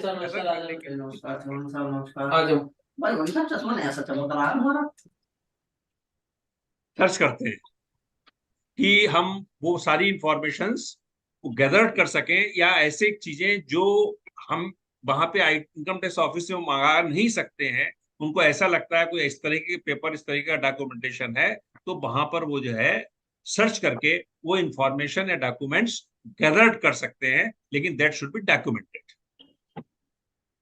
ठीक है ना। तो मेरे ख्याल से सर्च क्यों करते हैं वो कंसेप्ट तो मेरे ख्याल से में हो गया। बाकी कोई और चीजें हो? हाँ, अब पावर पे हम आते हैं। Section 32, power of the authorised officer in course of the search. यहां पर उसकी पावर क्या है ऑथोराइज्ड ऑफिसर्स की? एक तो कभी भी आएंगे तो उनके पास में लीगल डॉक्यूमेंट होना चाहिए, ऑथराइजेशन लेटर होना चाहिए कि हम हैं या नहीं है, कि हम हैं या नहीं है। तो जब तक उनके पास लीगल डॉक्यूमेंटेशन नहीं होगा तब तक हम सर्च नहीं कर सकते। तो यहाँ पर एक तो authorised officer course of the search है, तो यहाँ पर एंटर द सर्च बिल्डिंग, ऐसी किसी भी प्लेस पर व्हीकल, एयरक्राफ्ट या बुक्स ऑफ अकाउंट्स जहां रखी हुई हैं, वहां पर हम सर्च कर, वहां पे वो एंट्री ले सकते हैं। इवन उनके पास पावर है कि अगर वो आप की प्रोवाइड नहीं करें, वो किसी चीज को की प्रोवाइड अगर आप नहीं करते हैं, तो वो आपको लॉकर ब्रेक भी कर सकते हैं। मैं एक सेकंड, मैं 1 घंटे बिजी हूँ, 1 घंटे बाद आप आ जाओ। 1 घंटे कहाँ से आया? हैं? मैं भी 1 घंटे बिजी हूँ, मैं लेक्चर चलता है 1 घंटे बाद आप देना चाहोगे? अभी सब हाँ, तो आपके तो इसलिए हम जो है सर्च उसके में आपके वो लॉक ब्रेक भी कर सकते हैं अगर आप की उनको अवेलेबल नहीं कराते हैं। उनकी पावर है, वो आपसे किसी भी चीज को उस प्रेमिसेस पर, लॉकर को, कीज को, अलमारी को, बुक्स को ओपन करने के लिए आपको कंपल्सन कर सकते हैं। उनके पास ये पावर होती है, इसलिए उनसे इस बात पर अगर वो चाबी नहीं देंगे, की नहीं देंगे, उसको तोड़ भी सकते हैं। उनके पास ब्रेक की भी पावर है। और जब वो सर्च के लिए आएंगे तो आप ये ध्यान रखिए कि 2 विटनेस जरूरी होते हैं। जब तक 2 विटनेस नहीं होंगे तब तक इवन सर्च शुरू भी नहीं हो सकती है। वो 2 विटनेस आसपास के लोगों को बुलाते हैं और कोशिश की जाती है कि वो आपके जानकार, उनके विटनेस के साइन करे जाते हैं। Without 2 witness search can not B start technically. तो विटनेस भी आप ऐसे बुलाइए जो सही हो और वो सारी चीजों को ऑथेंटिक रूप से कर सकें। ये विटनेस वाले लोग हैं, इनके सामने कोई जोर, विटनेस का पर्पज क्या होता है? विटनेस का पर्पज होता है कि अगर कोई जोर जबरदस्ती करें, मारा पीटी करें, हाथ लगाएं या कोई अभद्र व्यवहार वो नहीं कर सकते हैं। अगर उनको लगता है कि आपको अभद्र व्यवहार करने का कर रहे हैं तो विटनेस ही बाद में उसके गवाह बनते हैं कि इन्होंने यह अभद्र व्यवहार किया है। तो इसलिए विटनेस वहां पे जरूरी है। और वो इवन बिल्डिंग के अंदर कोई कार खड़ी है प्रीमिसेस में, उसके बाहर, तो उस गाड़ी को भी सर्च कर सकते हैं, घर को भी सर्च कर सकते हैं, जहां जहां उनका सर्च वारंट है उनके पास। और अलमारी, लॉकर, कार या कोई भी ऐसी चीज अंदर है, वो उसको अगर आपसे की मांगेंगे, कंप्यूटर का पासवर्ड मांगेंगे, अगर आप पासवर्ड नहीं दोगे तो वो भी उसको ब्रेक करने की पावर है। आपको पासवर्ड देना, या वहां से जो आप कहते हो कि कैश बुक लेजर आपका अकाउंटेंट करता है, तो अकाउंटेंट के भी बयान कर सकते हैं और अकाउंटेंट को आपको बुलाना पड़ेगा। जब तक नहीं बुलाते हैं तब तक उस कंप्यूटर को वो सीज कर देंगे। तो यहां पर उसका पासवर्ड देना पड़ेगा। हाँ, इसमें एक चीज बहुत ध्यान रखने की है, अगर बिजनेस प्रीमिसेस में स्टॉक है, स्टॉक की कैलकुलेशन और उसकी इन्वेंट्री तो बनाएंगे, लेकिन stock can not be seized. आपको ज्वेलरी अगर कोई इनको मिलती है out of the books, cash मिलता है आउट ऑफ द बुक्स, इनको सबको तो सीज कर सकते हैं, लेकिन बिजनेस स्टॉक को सीज नहीं कर सकते हैं। इन्वेंट्री बनाई जाएगी, उसकी वैल्यूएशन कराई जाएगी, लेकिन वो उनको रिलीज करना पड़ेगा, उसे सीज नहीं कर सकते हैं। तो आप ये मान के चलिए कि बिजनेस में अगर कोई स्टॉक में है, आपको आपकी बुक्स में स्टॉक बोल रहा है 5 करोड़ का और एक्चुअल में 10 करोड़ का है, तो उसके जवाब हम देंगे, इन्वेंट्री बनेगी, सारी चीजें होंगी, लेकिन उसको सीज नहीं होगा। लेकिन पर्सनल एसेट्स या ज्वेलरी या कैश, ऐसी चीजें कोई एक्सेस मिली है, आउट ऑफ द बुक्स मिली है, आउट ऑफ द बुक्स मिली है तभी सीज हो सकती है। अगर आपकी बुक्स में कैश इन हैंड है और उतना कैश इन हैंड है तो उतना तक उसे रिलीज करना पड़ेगा, उसके ऊपर का ही खाली उसको सीज कर सकते हैं। तो यहाँ पर भी ये भी ध्यान देना, कई बार क्या होता है कि आपको कैश मिला 20 लाख रुपए, बुक्स में कैश इन हैंड निकल रहा है 10 लाख रुपए, तो 10 लाख तो सीज कर सकता है, लेकिन वो कई बार 20 लाख रुपए को सीज कर लेते हैं, वो गलत है। यहाँ पे हम उसका अपना विरोध कर सकते हैं और उसको मजबूर कर सकते हैं कि वो उसको ना करे। दूसरी एक चीज यहाँ पे बहुत अच्छी चीज ये है कि आप ये ध्यान रखिएगा, प्रैक्टिकल एस्पेक्ट है, अगर सर्च वारंट पे किसी का पर्टिकुलर का नाम नहीं है, उसकी एसेट्स पे क्वेश्चन मार्क, अगर आप यहाँ पे उसको आइडेंटिफाई कर सकते हैं कि ये इसकी एसेट्स है, हमारा आइडेंटिफाइड है, सपोज सर्च वारंट पे ए का नाम है और एसेट्स बी की है, तो उसको टच नहीं करेंगे। तो सर्च वारंट पे जिसका नाम है सिर्फ उसी को ही सर्च करेंगे। दूसरे इसमें प्लीडिंग ये है, ये अपना एक लॉ का पॉइंट आता है, उस समय हम उससे कुछ भी ना बोले, जो कर रहा है करने दें। बाद में सर्च वारंट, जब वो सर्च कंक्लूड हो जाए, तब उसको डिफेक्टिव करके बी और सी को निकाल ले जाए। ये हमें उस समय अपने विवेक पे ध्यान देना पड़ेगा, हमें किस चीज में बेनिफिट है या किस चीज में फायदा है, हम उस हिसाब से वहां पे डिसीजन लेना पड़ता है। कई बार हम लोग क्या करते हैं, सर्च वारंट देख लिया, ए का नाम है, लेकिन वो बी को भी चेक कर रहा है, सी को भी कर रहा है, हम उसे करने देते हैं। अच्छा कर लो, कर लो, करने के बाद में जब पूरा नोट बनता है, तब हम उसे वहां पे चैलेंज कर देते हैं कि यार ना, सर्च वारंट पे तो आपका नाम ही नहीं है, सर्च वारंट पे नाम नहीं तो आपकी सर्च ही इनवैलिड है, या इनके इनके लिए आप कुछ नहीं कर सकते हो। तो ऐसे केसेस में भी सर्च को में आपको जो भी अधिवक्ता है या सीए हैं, जो भी मौके पे होते हैं, वो अपना लॉजिकल डिसीजन लें कि हम इससे कैसे फायदा उठा सकते हैं, कैसे सर्च वारंट पे नाम है। क्यों, अब सर्च वारंट पे अगर उस समय आपने बहुत ज्यादा क्वेश्चन मार्क किया, मान चाहे उस सर्च वारंट पे उनका नाम भी लिख के ले आए, तो इसलिए बेटर है कि हम उसमें शांति से बैठें और बाद में हम उसको चैलेंज कर दें। तो ये भी एक टैक्स प्लानिंग या टैक्स प्लानिंग का पार्ट हो सकता है। हालांकि ये एक्ट में नहीं है, लेकिन वैसे ही हम लोग क्योंकि आपस में लोग डिस्कशन कर रहे हैं, तो यहाँ पर इस चीजों पे ध्यान दे सकते हैं कि सर्च वारंट पे किसका नाम है और किसका नहीं है।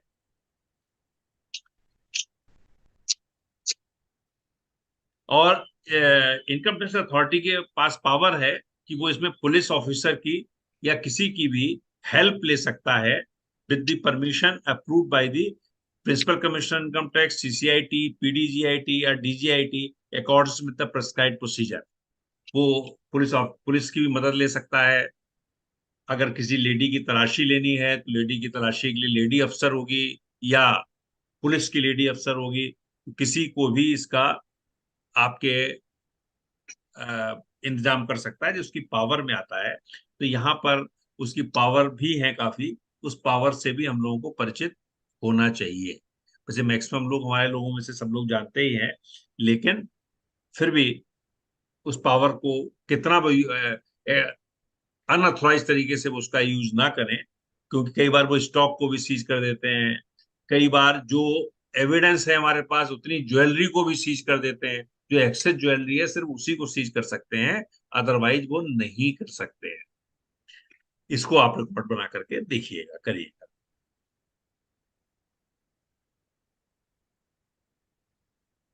आई थिंक यहाँ पे आपने उसकी पावर्स को समझा, सर्च क्यों होती है इसको भी आपने मेरे ख्याल से क्लियर कट समझ में आ गया होगा। या कोई क्वेश्चन अगर यहाँ तक का हो तो आप पूछ सकते हैं या डिस्कस कर सकते हैं हम लोग।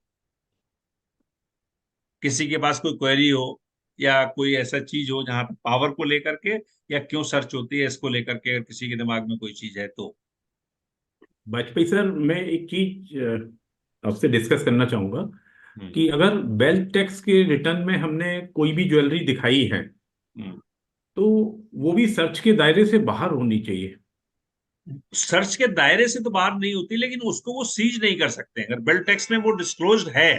हाँ, ज्वेलरी हमारी जैसे हाँ, यू आर राइट। जैसे लाइक इनका एक प्रिस्क्राइब फॉर्मेट है कि आधी किलो मतलब 500 ग्राम गोल्ड मैरिड वुमेन का and 250 gram gold unmarried women का एंड 100 ग्राम गोल्ड किसी भी इंडिविजुअल का, तो ये छोड़ देते हैं। अगर हमने वेल्थ टैक्स में सपोज करिए 1 किलो गोल्ड दिखाया हुआ है तो उसको मेरे हिसाब से शायद ये छोड़ देते हैं, अगर वेल्थ टैक्स के रिटर्न में वो हमने ऑलरेडी शो किया हुआ है। Is it okay? हाँ, नहीं, इसमें क्या है, अगर वेल्थ टैक्स में जितना डिस्क्लोज्ड है उसको तो वो सीज कर ही नहीं सकते। हाँ, नहीं, अभी एक्चुअल में एक केस अभी जो बेंगलोर में जो सर्च हुई थी उसमें इन्होंने वेल्थ टैक्स के जो रिटर्न में गोल्ड दिखाया था उसको भी सीज कर दिया। ओनली वो प्रिस्क्राइब मानते हो कि जो हमारे एक्ट में लिखा है कि 500 ग्राम तक मैरिड वुमेन का हम छोड़ेंगे। मतलब अगर वो नहीं भी डिस्क्लोज है तब तो इनको छोड़ना ही छोड़ना है वो चीजें जो इनके लाइक प्रेस्क्राइब्ड एक्ट में है। उन्होंने क्या किया कि जो वेल्थ टैक्स के रिटर्न में था उसको भी उन्होंने सीज कर दिया था। दीपक जी, इसमें क्या है, जो एक्ट और रूल कहता है, अगर आपने वेल्थ टैक्स की रिटर्न आपकी, जो अब तो खत्म ही हो गया है, 2016 तक था। हाँ, 2016 तक में जो रिटर्न में आपने डिस्क्लोज किया है, चाहे वो गोल्ड बार है, गोल्ड कॉइन है, या ज्वेलरी है, वो तो ये सीज कर ही नहीं सकते अनलेस कि इनके पास ये प्रूफ दे दें इस गोल्ड कॉइन को या गोल्ड उसको आपने पर्टिकुलर 2016 के बाद बेच दिया है, फिर भी आपकी बुक्स में मौजूद है। सपोज अगर वो ये प्रूव कर देते हैं कि 2016 में आपके पास में जो ज्वेलरी या गोल्ड कॉइन या गोल्ड बार थी, आप ऑन रिकॉर्ड तो देखो इसको बेच चुके हो, फिर भी ये आज आपकी बुक्स में अवेलेबल है, तो वो सीज कर सकते हैं। अगर वो कोई प्रूफ ऐसा नहीं है कि आपने बेची नहीं है, तो उसको उनको सीज करने का कोई पावर नहीं है। हाँ, लेकिन जो आपने बताया कि अगर वेल्थ टैक्स की रिटर्न में नहीं है और 500 ग्राम ज्वेलरी का और अनमैरिड वुमेन्स का, मेंस का, चिल्ड्रन का जो परिभाषा दी है 100 ग्राम की, ये बेसिकली एक्ट में तो नहीं लिखी है, लेकिन हाई कोर्ट और सुप्रीम कोर्ट के इसके डिसीजंस हैं जिसमें इसको स्त्री धन माना गया है। यस, स्त्री धन मानने के तो उस केस में वो ज्वेलरी को तो छोड़ देते हैं, लेकिन अगर कॉइन्स और बुलियन है उसको नहीं मानते उस 500 ग्राम। हाँ, उसको नहीं मांगेंगे, वो उसको ओनली नहीं ज्वेलरी, मानेंगे, ज्वेलरी वो को ही खाली मानेंगे।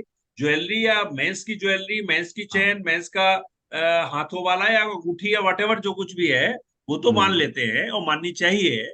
लेकिन अगर आपके पास में कोई बुलियन या गोल्ड कॉइन या कुछ ऐसी चीजें हैं और उसके आपके बिल और प्रॉपर एंट्री नहीं है, उसमें भी गोल्ड कॉइन या गोल्ड बुलियन भी है, अगर आपके पास एक बिल की कॉपी है और वो हमने डिस्क्लोज की हुई है वेल्थ टैक्स में, तो उसको मान लेंगे। वेल्थ टैक्स में डिस्क्लोज की हुई है या इवन इनकम टैक्स की 2016 के बाद वेल्थ टैक्स तो खत्म हो गया। हाँ, अगर हमने 2016 के बाद में कोई कॉइन खरीदे हैं नंबर 1 में और बुक्स में उसकी एंट्री हो रही है, प्रॉपर डिस्क्लोज्ड है, तो उसको भी सीज नहीं कर सकते, बिल्कुल उसको भी सीज नहीं। लेकिन अगर आपने कोई ऐसी एविडेंस है कि गोल्ड बुल तो 500 ग्राम में नॉर्मल सर्कमस्टांसेस में सिर्फ ज्वेलरी को ही मानेंगे, वो गोल्ड बुलियन या गोल्ड कॉइन्स को नहीं। एक्चुअल में ये ट्रिब्यूनल ने तो इसको अपील कर दिया, लेकिन हाई कोर्ट ने शायद उनको रिलीफ मिला है इस पे। ये जो देखिए, आप हाई कोर्ट में रिलीफ ही मिले। बेसिकली क्या है, हम लोग जो सर्च एंड सीजर को, एक्ट को या उसको लेके चलते हैं, तो या तो कोई चीज लॉ हम तभी मानते हैं या तो सुप्रीम कोर्ट से स्टेब्लिश हो गया हो, यस, या ट्रिब्यूनल तक हमारा व्यवहारिक रूप से चल रहा हो। हाई कोर्ट बीच में एक ऐसी चीज होती है कि हम ट्रिब्यूनल में उसके केस तो दे सकते हैं, जब तक वो ओपन कोर्ट में है, चैलेंजेबल है, तब तक हम उसको लॉ नहीं मान सकते। राइट, ठीक है ना। तो यहाँ पर जो हमारी अपनी ओपिनियन है, हम आज की डेट में तो देखिए जो अपनी ओपिनियन को लेकर के चलते हैं कि हम उसी गोल्ड ज्वेलरी के लिए उनको कंपेल कर सकते हैं, या तो वेल्थ टैक्स में डिस्क्लोज्ड है, या हमारे पास उसके बाद कोई परचेज इनवॉइस वगैरह नंबर 1 के हैं जिसको हमने नंबर 1 में खरीदा है, उसको छोड़ने के लिए उनको विवश कर सकते हैं। लेकिन अगर हमारे पास इनवॉइस नहीं है या वेल्थ टैक्स की रिटर्न में भी गोल्ड बुलियन या गोल्ड कॉइन डिस्क्लोज नहीं है, तो हम नहीं कर सकते हैं। देखिए, आपको ध्यान होगा 1997 में भी BDIS की स्कीम आई थी, उसमें हम लोगों ने 25 किलो बर्तन, 5 गिन्नी जे कमिश्नर से मिलकर के लिया था कि साहब ये तो हम डिस्क्लोज करेंगे ही करेंगे, और इस पर टैक्स भी 0 ही था लगभग। अब जिसके पास वो सर्टिफिकेट रखी हुई है तो 25 किलो यूटेंसिल्स को भी इस्तेमाल कर सकता है। और क्या, अगर आपके पास कोई एविडेंस ऐसी है, हालांकि बाद में जिन लोगों ने 25 किलो को छोड़िए 100 किलो भी यूटेंसिल्स करे, वो भी सब हाई कोर्ट से छूटा है, लेकिन CIT ने उस समय एक मीटिंग के जरिए सिर्फ 25 किलो को ही माना था। लेकिन जिन्होंने 100-150 अपनी जिद में कर दिए, वो भी सब बाद में वैलिड ही हो गए। हाँ, सारे वैलिड हो गए, सारे वैलिड। खैर, एनी हाउ, वो सब चीजें तो एक अधिवक्ता उसके दिमाग की चीज होती है, वो समय समय पे सब लोग उपयोग करते हैं। लेकिन वो हम लोग तो एक्ट की जो बात कर रहे हैं वो यही है कि अगर कोई सा भी आपके पास ऐसी अथॉरिटी है तो आप उसके जरिए उसको उस समय सीजर से बचा सकते हैं। ठीक है ना। मुझे लगता है यहाँ तक कोई कंफ्यूजन और तो नहीं होना चाहिए। अगर कोई है तो बताए, तो हम लोग और उसको डिस्कशन भी कर सकते हैं। किसी भाई को सवाल आगे पूछना है इस बारे में? हाँ जी। अच्छा, एक चीज आप इसमें और समझिएगा, उनकी एंट्री सनसेट के, सनराइज के बाद ही होगी। एग्जिट फिर का कोई टाइम नहीं है, पूरी रात भी चल सकती है, अगले दिन भी चल सकती है, लेकिन पहली जो एंट्री होगी वो सनराइज के बाद ही।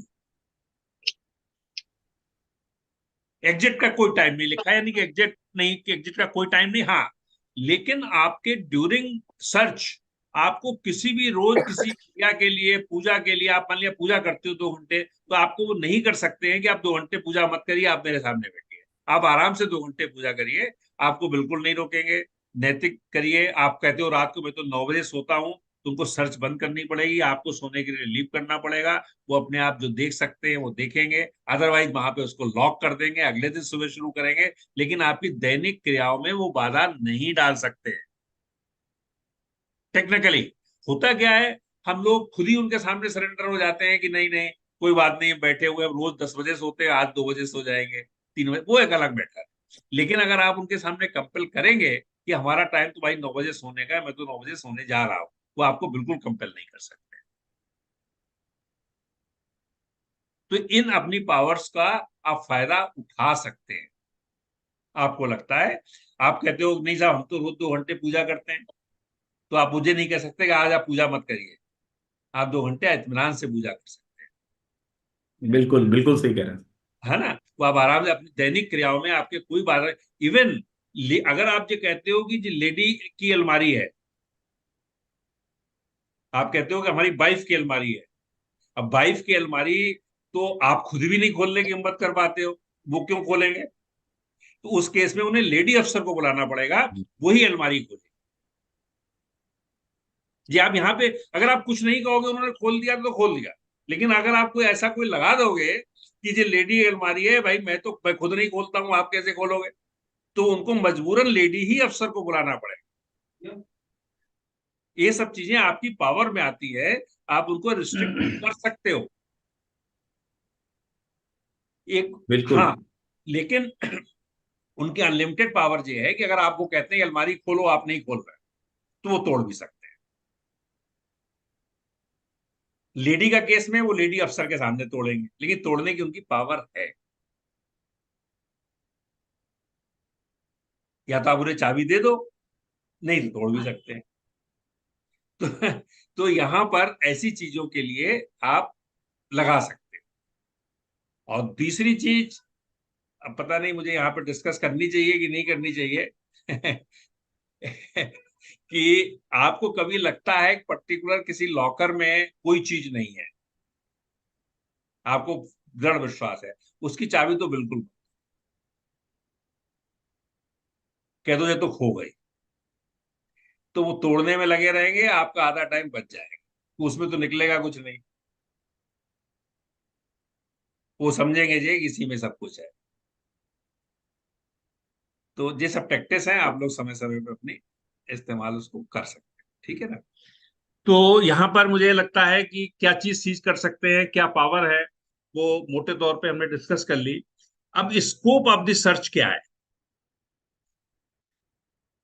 Valuable articles, books of account seize कर सकते हैं, डॉक्यूमेंट्स, बुलियन, ज्वेलरी, सारी चीजें कर सकते हैं।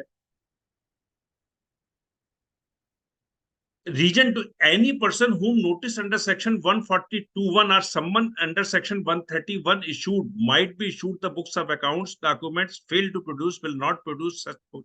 अगर कोई ऐसा वो नोटिस आपको देते हैं 142(1), 131 में प्रोड्यूस हुई है, वो आप लगातार उन्होंने 3-4 बार दिया, तो उस बेसिस पर भी उनके पास सर्च का अधिकार,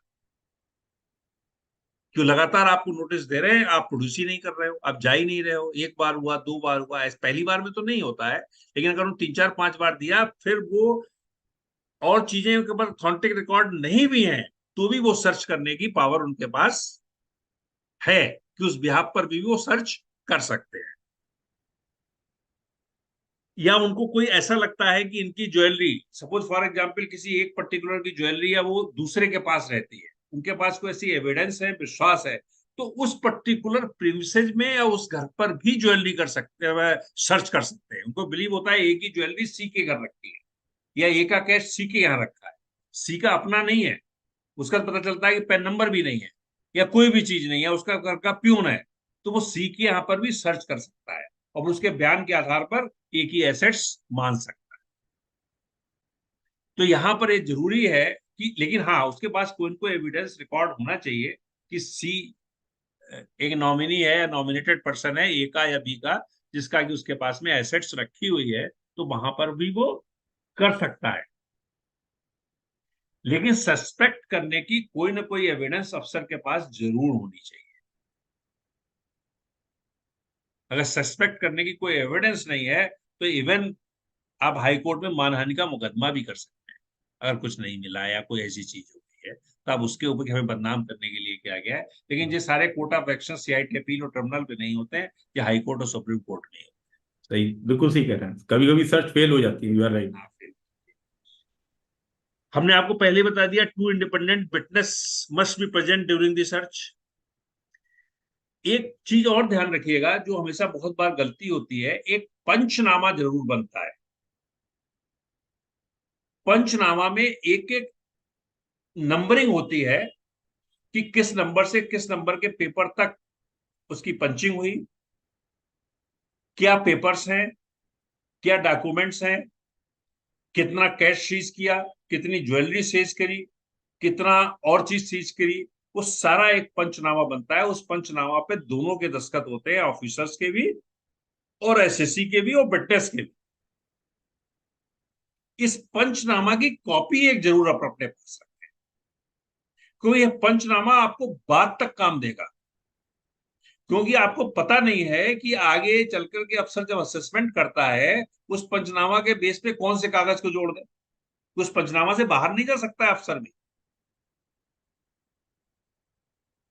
तो इसलिए पंचनामा, और उसके बाद आप जिस किसी वकील या सीए किसी के पास भी जाएंगे केस कराने के लिए, वो भी सबसे पहले पंचनामा की कॉपी मांगेगा। मामला आपका पंचनामा है नहीं, कि पंचनामा नहीं होने से क्या होता है, सही आगे आप केस की अपनी प्रोसीड नहीं कर पाते, प्लीड नहीं कर पाते हो अपने केस।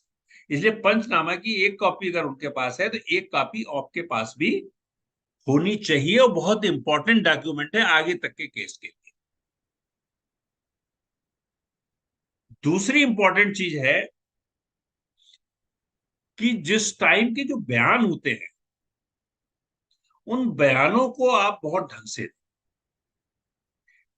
और अगर कोई चीज नहीं पता है तो आप सिर्फ नहीं पता है या बाद में प्रोवाइड करेंगे, ये गलत, आपको जरा सा भी सस्पेक्ट है कि ये गलत चीज है तो बिल्कुल बयान ना दें, क्योंकि वो बयान आगे तक काम आते हैं। और अगर आपने कोई गलत बयान दे भी दिया है तो उसके बाद सर्च के 2 से 3 दिन के अंदर या मैक्सिमम 72 घंटे के अंदर आप उसका डिनायल लिख के देंगे कि जी हमने बयान दिया था, ये बयान हमसे इन्होंने जबरदस्ती लिया, या हमने प्रेशर में दिया, या हमारा बीपी हाई था, या शुगर हाई थी उस टाइप पे ले लिया, मुझे नींद, जो कुछ लिखना है। क्यों डिनायल का भी 2 या अगर आप बहुत बाद में डिनायल करते हो तो उसकी वैल्यू कोर्ट ज्यादा मानता नहीं है। अगर विद इन 72 आवर्स कोई डिनायल चला गया उसकी इंपॉर्टेंस ज्यादा होती है। तो इसलिए किसी की बयान से आपको डिनायल लगता है तो उसको जल्दी से जल्दी आप उसको दे ताकि वो वहां पर बन सके। जो एक सीजन लिस्ट बनेगी पंचनामा में, वो इनको जुडिशनल इनकम टैक्स ऑफिसर को प्रोवाइड करनी पड़ती है। नॉर्मली अब जो वाले सारे केसेस सेंट्रल सर्किल में चले जाते हैं तो सेंट्रल सर्किल ही आपका जुडिक्शन हो जाता है, और जुडिक्शन में आप उसको वो लिस्ट प्रोवाइड करनी पड़ती है कि जो जो चीजें आपने सीज करी हैं।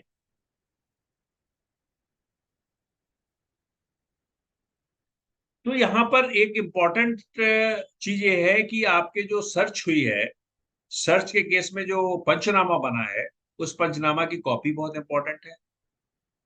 और दूसरे, वहां पर जो चीजें उन्होंने सीज की हैं वो तभी सिद्ध होगी जो पंचनामा में जिसके नाम से है, अगर उससे रिलेटेड, अगर उस सपोज वहां पर डॉक्यूमेंट सर्च पे नाम लिखा हुआ है ABC, 3 लोग नाम लिखे हुए हैं, लेकिन वहां पे एसेट्स कोई मिलती है जिसपे क्लियर कट आइडेंटिफाई हो रही है कि E की है या F की है, वो ABC की नहीं मानी जा सकती, वो DEF की ही रहेगी। और उस आधार पे DEF का असेसमेंट भी रीओपन नहीं हो सकता। ऐसा नहीं है कि उसकी मान ली जाएगी या उसका कर लिया जाएगा। और अगर उसने कोई सीज कर भी लिया DEF का तो लीगल पॉइंट से आप केस को आगे जीत जाए। ऐसे बहुत से केसेस हैं जहां पे उन पॉइंटों को बाद में वो कर नहीं पाए उसका कुछ। तो इसलिए आप जो भी सर्च वारंट पे नाम है उसी चीज पे आप सर्च कर सकते हैं। नॉर्मली एक टेंडेंसी होती है कि आदमी कह देता है कि अकाउंटेंट के यहाँ है, सीए के यहाँ है फलाना चीज, या वकील के यहाँ है ज्यादा चीज। उसको कहने से भी कोई बहुत ज्यादा फायदा नहीं, क्योंकि आपके उस बयान के आधार पे पर्टिकुलर अकाउंटेंट, एडवोकेट या सीए के यहाँ पर भी वो जा सकते हैं। और उनके यहाँ जाने के बाद ठीक है, उनके यहाँ वो वही चीज चेक करेंगे जो आपसे रिलेटेड होगी। लेकिन अगर वहां फिर भी नहीं मिली तो आपको एक तरीके से मिसगाइड करने का आरोप लग जाएगा। इसलिए कोई ऐसी बात कहने से कोई बहुत लाभ नहीं होता है कि अकाउंटेंट क्या है। आप ये तो कह सकते हो मुझे मालूम नहीं है, लेकिन आपको पता है कि ये चीज अकाउंटेंट क्या नहीं रहती है, सीए क्या नहीं रहती है, वकील क्या, उसको कह, हाँ एक्चुअल रहती है तो आप कह सकते हो, लेकिन अगर नहीं रहती है तो बिल्कुल मत कहिए। उसका नेगेटिव इंपैक्ट आता है, पॉजिटिव इंपैक्ट कोई नहीं आता जो अभी तक की चीज है। तो मुझे लगता है यहाँ पर ये चीज डिस्कशन हुई। इस पर्टिकुलर पॉइंट पे अगर किसी को कुछ थोड़ा सा और डिस्कशन करना हो तो बताएं, नहीं तो फिर इसके आगे के पॉइंट्स को कवर करते हैं। किसी भाई को सवाल हो तो पूछ ले अपना अनम्यूट करके। सर्वेश्वर, एक चीज पूछनी थी सर।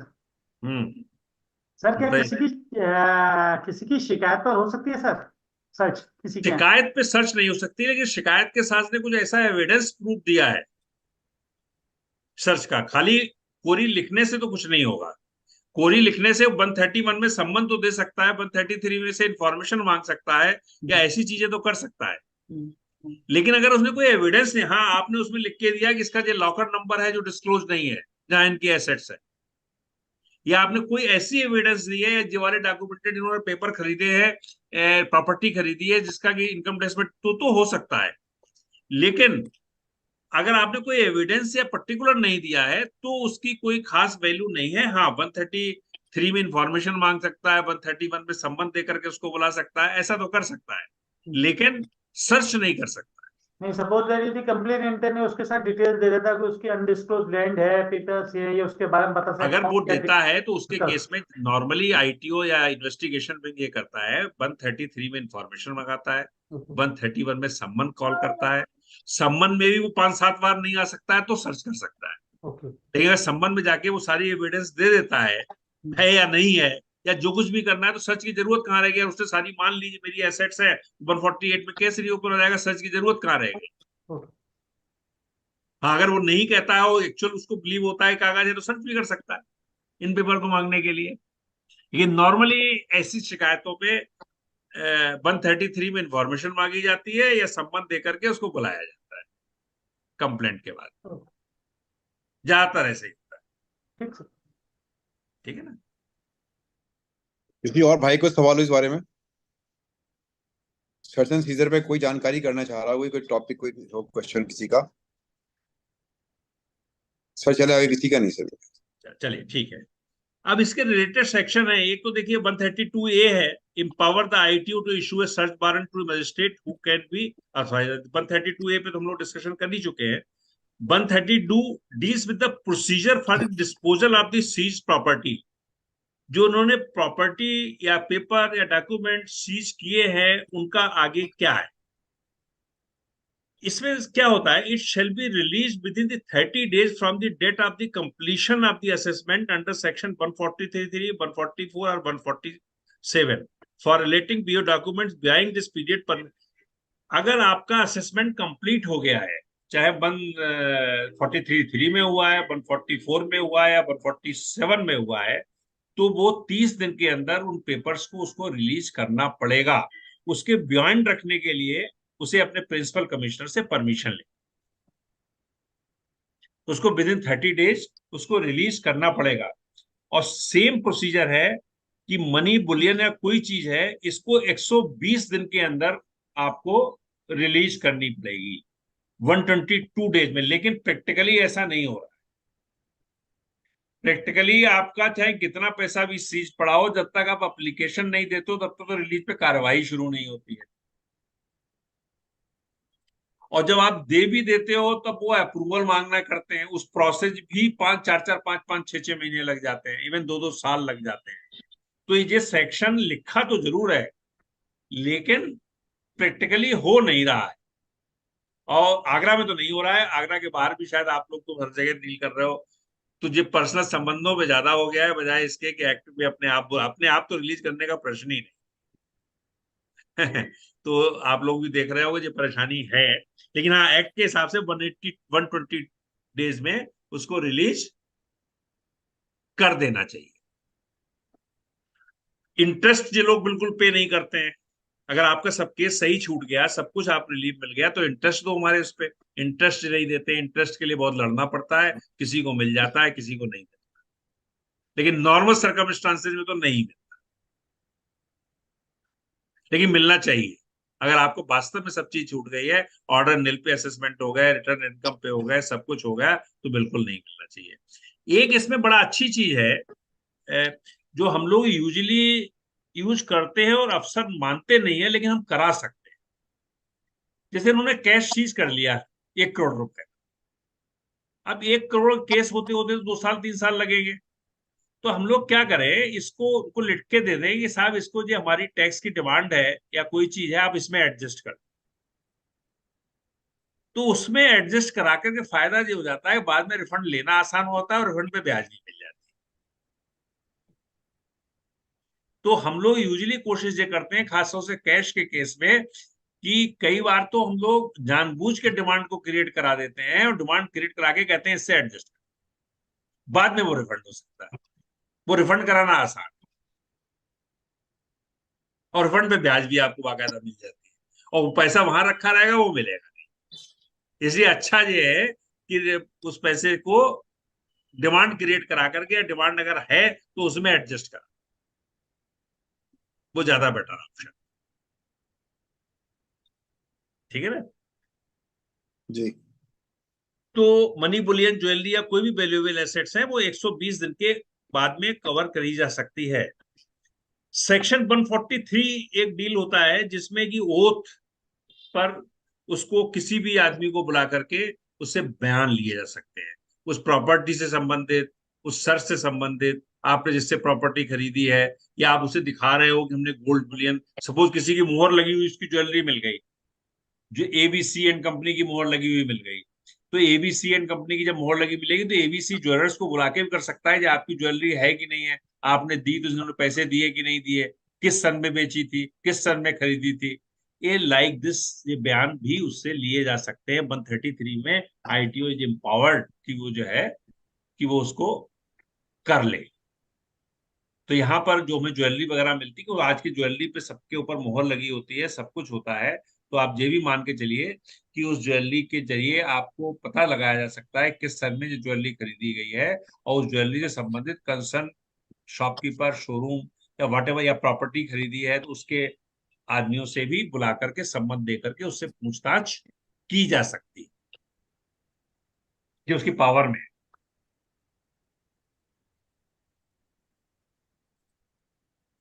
वन 139 सेक्शन जो डील करता है ऑथराइज ऑफिसर्स के संबंधित में, कौन सर्च कर सकता है, कौन सीज कर सकता है, इस पे हम लोग डिस्कशन पहले ही कर चुके हैं। अब यहाँ पर इंपॉर्टेंट पॉइंट्स जो ध्यान रखने हैं, एक तो किसी पर्सनल एक्ट को सर्च में उजागर नहीं किया जा सकता है, भले वो कोई ऐसा उसको एविडेंस मिल भी गया है, कोई ऐसा पर्सनल एक्ट है, तो ये उसका मिसयूज ऑफिसर नहीं कर सकता। कोई भी पर्सनल चीज हो सकती है, पर्सनल विल हो सकती है, या व्हाटएवर, जो कोई ऐसा डॉक्यूमेंट मिला है जो कि रिलेटेड प्राइवेसी से है, उसका ऑफिसर्स मिसयूज करने का उसका कोई राइट नहीं है। उसका राइट सिर्फ to the extent of assets ही है, एसेट्स की वैल्यूएशन हो उसको लेके, और कोई पर्सनल डॉक्यूमेंट का कोई प्राइवेट मिसयूज उसका नहीं कर सकता है। एक्ट उसको इस बात के लिए रोकता है। और पूरी जो भी प्रोसीजर हुई है सीजर के दौरान, दैट शुड बी ट्रांसपेरेंट। उसके लिए जो विटनेस शुरुआत में 2 लिए हुए हैं, वो किसी पे क्वेश्चन मार्क कर सकता है कि ये आप गलत कर रहे हो, ये इसको दूसरे आदमी को बुला रहे हो, ये सही तरीके से नहीं कर सकता है, वो ऑब्जेक्शन रेज हो सकता है। ट्रांसपेरेंसी पूरी रहनी चाहिए। नॉर्मली क्या होता है, जो एसएससी होता है वो उसके सामने सरेंडर करते हैं, फिर वो अपने मनमानी करने लगते हैं।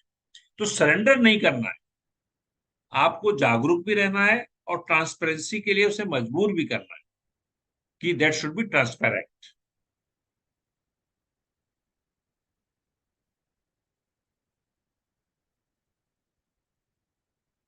अच्छा, सेक्शन उसके बाद आता है जो मेन सेक्शन है, जो असेसमेंट किए जाते हैं 153 में। असेसमेंट इसके जो आज की डेट में सेक्शंस हैं 153 of the income tax act deals with the time limit of the completion of the assessment and reassessment. It is a crucial section for understand the. यहाँ पे देखिए, थोड़ा सा मैं आपको फिर बता दूं, यहाँ पे एक बहुत इंपॉर्टेंट चीज है कि 153 का सेक्शन में किस सेक्शन में आपका केस होगा।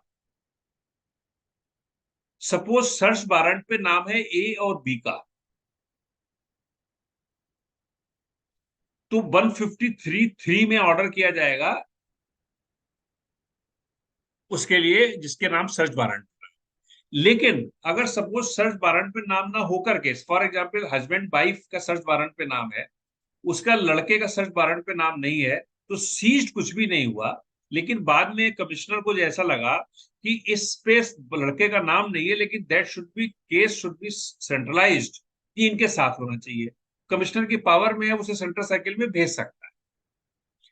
लेकिन वो असेसमेंट 153(3) में नहीं होगा, 153(6) में होना चाहिए। यहाँ पे अभी एक लीगल ग्राउंड आगरा में एक केस हुआ था, जिसमें आईटीओ ने क्या किया, हस्बैंड वाइफ के नाम सर्च वारंट है और उसके लड़के को बाद में उन्होंने सेंट्रल सर्किल में भेज दिया। केस हुआ, केस होने के बाद में ईओ ने क्या किया, उसका ऑर्डर भी 153(3) में ही कर दिया। उसको ग्राउंड को चैलेंज किया सीआईटी अपील के सामने कि आपका इसका ऑर्डर तो 153(3) में हो ही नहीं सकता, कि उसका सर्च वारंट में नाम नहीं है। हाँ, सेंट्रल सर्किल में कमिश्नर की पावर है, उसने भेज दिया। तो बाद में उसी आधार पर वो सीआईटी अपील ने केस ही छोड़ दिया कि वो इसका सर्च वारंट में नाम नहीं है, इसलिए सेक्शन 153(3) में तो केस हो ही नहीं सकता है। हाँ, 153(6) में होना चाहिए। तो ये बहुत छोटी छोटी लकूने की चीजें हैं, जिसको आधार पर हम लोग, जो एडवोकेट या सीए का काम भी यही है कि जो उसकी लॉफुल चीज है उसको निकाल करके हम कोई चीज को ऐसा करें कि हम, और ऐसे केस में रिमांड रिपोर्ट भी सीआईटी अपील को मांगनी चाहिए। कई बार क्या होता है, सीआईटी अपील तहश में आगे रिमांड रिपोर्ट भी नहीं मांगता है और केस कर देता है, वो आगे ट्रिब्यूनल में प्रॉब्लम करता है। इसलिए अगर हम लोग राय दे दें कि रिमांड रिपोर्ट तो मांग ही लो, तो ज्यादा अच्छा है, तो वो ट्रिब्यूनल में फिर आराम हो जाता है। तो यहाँ पे थोड़ी अपने एक्सपीरियंस को भी इस्तेमाल करना चाहिए। और इसकी टाइम लिमिट सिंपल सी है, पहले तो ज्यादा थी, अब तो करंट में original assessment 21 month from the end of the relevant financial, उसके अंदर में उसे असेसमेंट कंप्लीट करना ही पड़ेगा। और उसके बाद के जो करंट है उसके लिए 12 महीने का है। एक्सेप्शनल केसेस में टाइम एक्सटेंशन मांगा जा सकता है।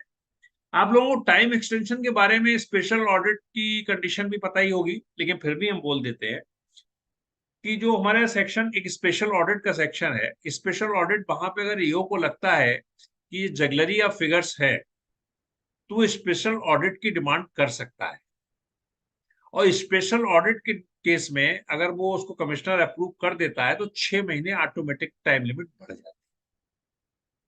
हालांकि इस सेक्शन का उपयोग बहुत कम होता है, बहुत रेयर होता है, लेकिन ये पावर में है कि वो अक्सर करके जब कोई केस कंप्लीट होने की स्थिति में नहीं होता है, तो वो स्पेशल ऑडिट का इस्तेमाल करके 6 महीने का टाइम और ले लेता है। तो इसलिए यहां पर उसके पास में पावर में है, 6 महीने तक का और एक्सटेंशन उसे टाइम लिमिट से मिल सकता है। बाकी टाइम लिमिट आपको 148 की सब क्लियर ही है, उसको डिस्कस करने का कोई विशेष फायदा नहीं है। सबसेक्शन 3 बोलता है specify the time limit for completion of the reassessment. The limit is generally 9 months from the date of the receipt of the order for the reassessment, but extension are possible in certain cases. Provides for the further extension exceptional, the principal commissioner or commissioner can grant an additional period of 6 months upon the request from assessing. It justified by the reason behind the official control. ऐसे case में 6 महीने का assessment के लिए भी time दिया जा सकता है, लेकिन दिया जब भी जा सकता है कि उसे कुछ ऐसी इंफॉर्मेशन की जरूरत है जो बिहाइंड द कंट्रोल है, जो अभी नहीं मिल सकती है। The time limit under section 153 are strict. If the reassessment or reassessment is not completed within the specified time frame, it becomes the time barred or cannot be challenged by. अगर इसके ऊपर भी टाइम निकल गया और order नहीं किया तो वो नहीं कर सकता है, और that can be time barred कहलाएगा, और टैक्स अथॉरिटी उसको चैलेंज भी नहीं कर सकती। टैक्स पेयर्स का राइट है, अगर कोई गलती हुई है अपरेंटली तो उसे रेक्टिफिकेशन के लिए एप्लीकेशन दे या उसको फर्दर अपील करे सीआईटी अपील के यहाँ, ट्रिब्यूनल के यहाँ, वो उसके पास पूरे राइट अवेलेबल है। Inclusion the power of search seizure is A double edged award, a potent weapon against tax evasion, a shield against the potential misuse. While acknowledge the concern that ensuring the power of safeguards, we must also recognize the vital role upon the principle of the tax justice and ensuring that everyone contributes their fair towards the nation building. Let us remember, a robust and a fair system is bedrock of the thriving economy. देखिए, ये एक section है और जिसके अंतर्गत जो legal लोग हमारे साथ जुड़े हुए हैं, इनका ब्रेड बटर भी इसके साथ जुड़ा हुआ है। तो यहाँ पर ये सब चीजें जरूरी भी है, और देश की इकोनॉमी के लिए जो लोग छुपा रहे हैं उनको एक डर पैदा करने के लिए सर्च चीजें जरूरी भी है। आप उसको ऐसा नहीं कह सकते हो कि ये सारे सेक्शंस गलत बने हुए हैं, ये होने नहीं चाहिए। ये बात कहना गलत हो जाएगी, क्योंकि इकोनॉमिक ग्रोथ के लिए, लोगों में डर रखने के लिए सही टैक्स दें, टैक्स एवेजन ना करें, इन सब के लिए ये एसेंशियल टर्म है कि आप जो है सर्च एंड सीजर का भय भी होना चाहिए, और प्रोफेशनल पॉइंट ऑफ व्यू से भी सर्च एंड सीजर जरूर, क्योंकि आज की डेट में जब से फेसलेस हो गया है उसके बाद से वैसे ही बहुत कम उपयोगिता हो रही है, तो कम से कम सर्च सीजर या वट एवर सेंटर सर्किट जो केस चले गए, इनके जरिए हम लोगों की भी अपीयरेंस बनी हुई है। तो प्रोफेशनल पॉइंट ऑफ व्यू से भी, कंट्री पॉइंट ऑफ व्यू से भी, और देश हित में भी ये सारी चीजें जरूरी हैं, इसका हम ये नहीं कह सकते। हाँ, जो मिसयूज हो रहा है उसको रोकने के लिए हम लोग हैं, हम लोग उसके लड़ने के लिए हम लोग हैं, उसका मिसयूज ना हो पाए, इसलिए समय समय पे हम लोग चर्चा करते हैं, आपसी बातचीत करते हैं, एक दूसरे की बात से कोई चीज निकलती है तो हम लोग एप्लीकेबल करते हैं। तो मुझे लगता है कि ये सारी चीजें हैं, इसमें कोई क्वेश्चन हो या कुछ सुझाव हो तो आप लोग बताएं कि इसमें ये सुझाव और किया जा सकता है, तो उसको हम लोग भी ध्यान रखेंगे आगे, और एक चर्चा का विषय भी बनता है। किसी भाई को सवाल हो इस बारे में, सर्च एंड सीजर इस टॉपिक पे? एनके सिंह नोएडा साहब। हाँ जी, एनके सिंह नोएडा। हाँ बताइए बताइए, बोलिए सर। एनके सिंह नोएडा, कुछ है आपका सवाल जी? आदित्य शर्मा मुरादाबाद। आदित्य जी, कुछ आपका सवाल है इस संबंध में? नहीं सर, नहीं। राजीव पाराशर जी मथुरा, माइक्रोफोन ऑन कीजिए अपना। राजीव जी, कुछ इस संबंध में कोई सवाल है सर्च एंड सीजर पे? हेलो सर, मेरा एक सवाल था जी, वो भरत से बोलिए। हाँ भरत नमस्कार बोलिए। सर। नमस्कार सर। नमस्कार। हाँ नमस्कार, बताइए सर।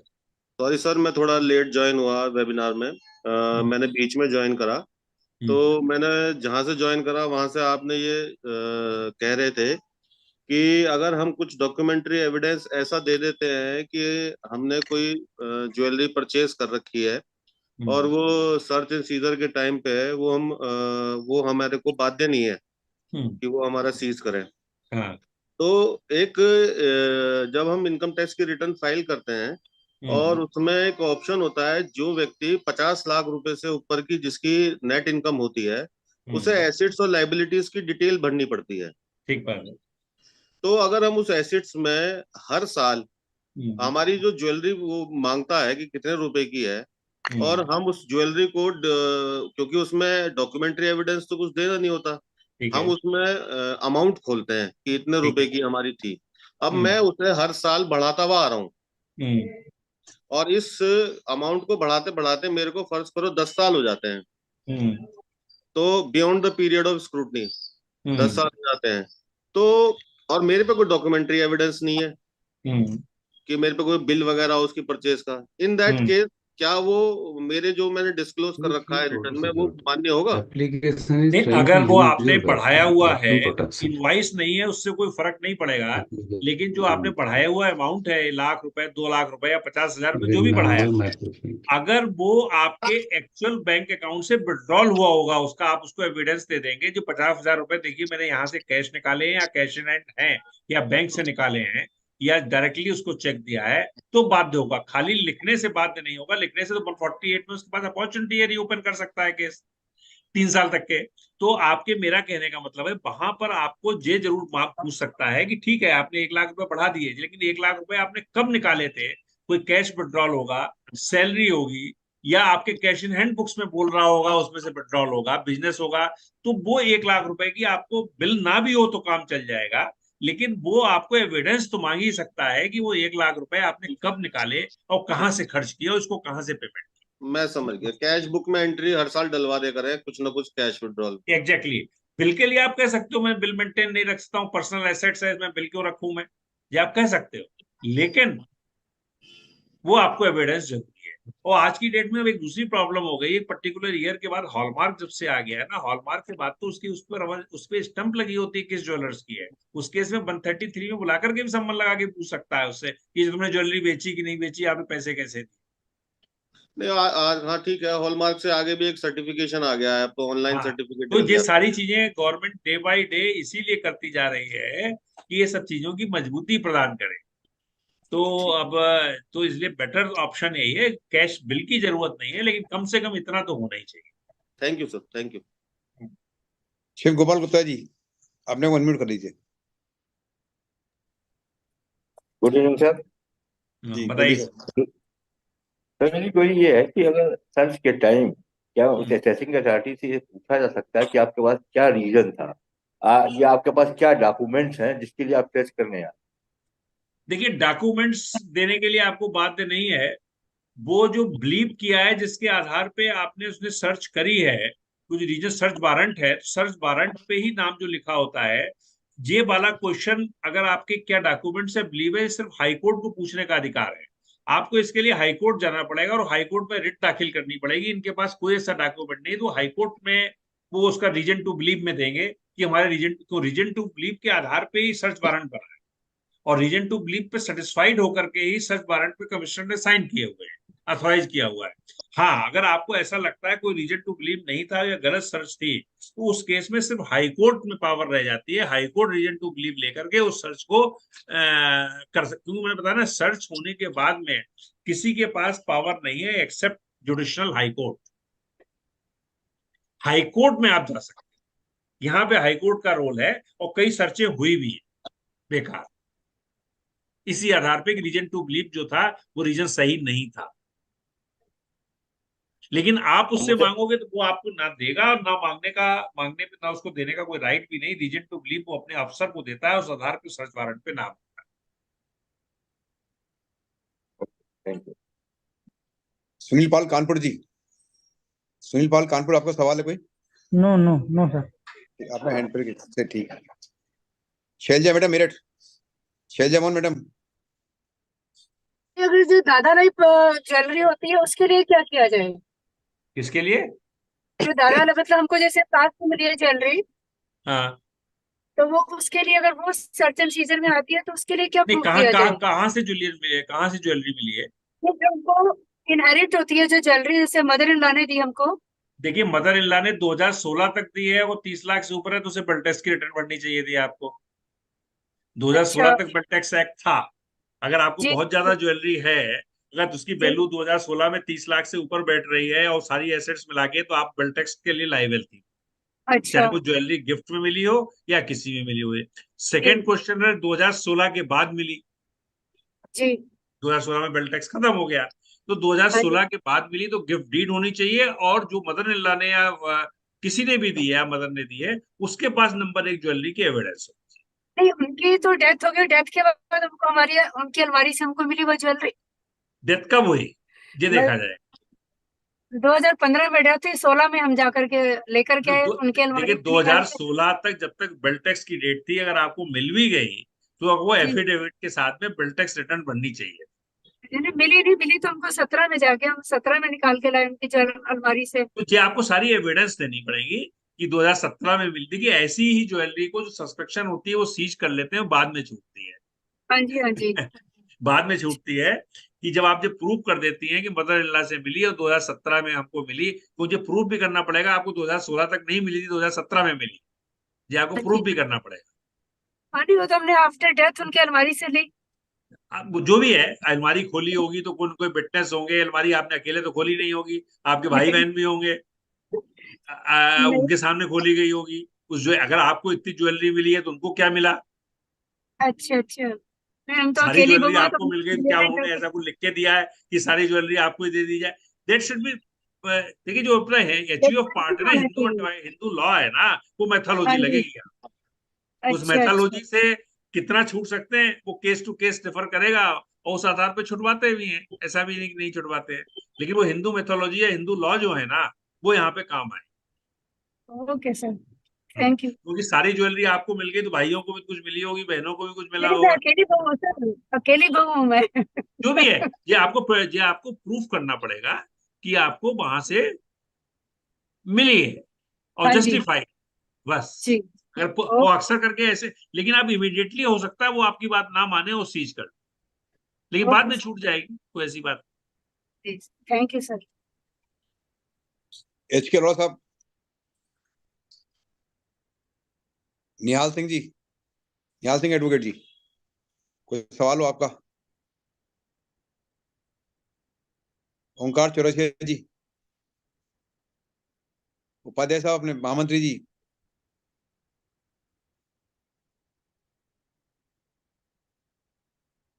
PD केसरवानी साहब, प्रयागराज।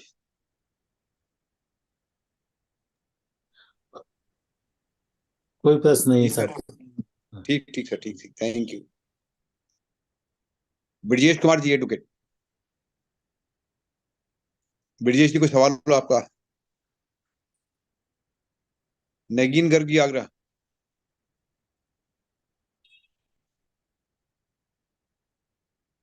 शिवमंगल सिंह चौहान साहब, होशंगाबाद।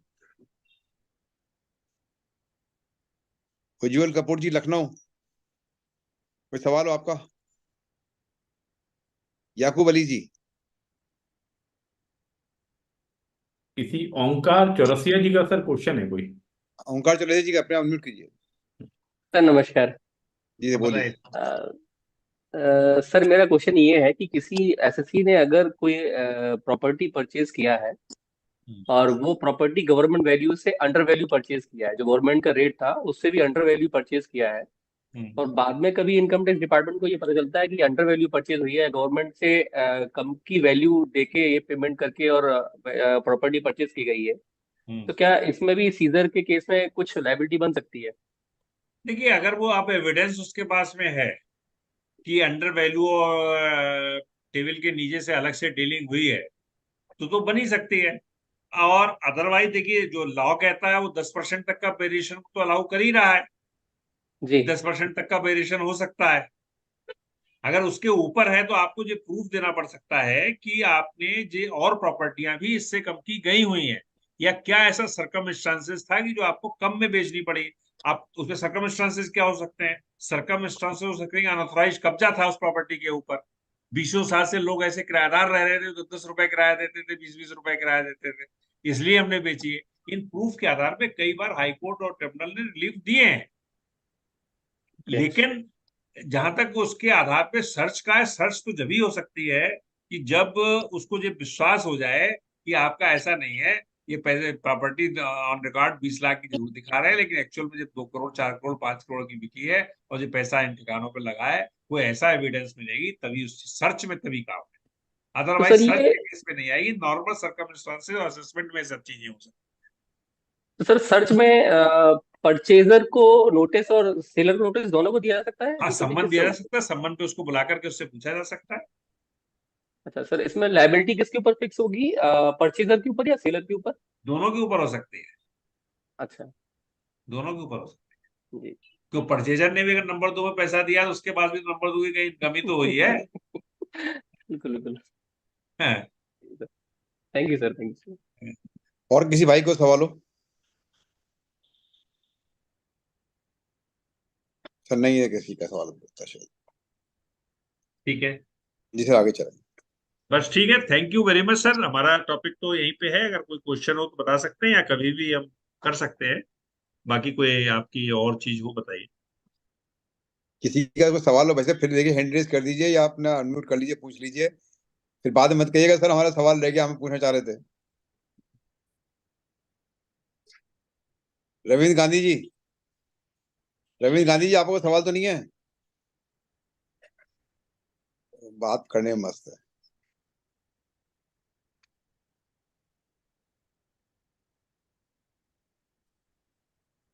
रविंद्र गांधी जी, कोई आपका सवाल तो नहीं है? रविंद्र गांधी जी, अनम्यूट करिए सर अपने आप को, पहले माइक्रोफोन अनम्यूट कीजिए अपना, माइक्रोफोन ऑन तो करिए अपना।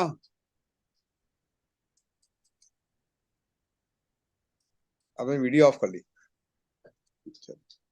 मैं देवेंद्र वाधवा जी से रिक्वेस्ट करूंगा सहारनपुर से कि आज का वोट ऑफ थैंक्स करें आप, और उसके बाद राष्ट्रगान करेंगे।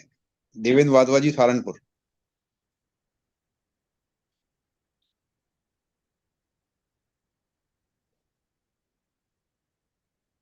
देवेंद्र वाधवा जी, सुन रहे हैं मेरी आवाज?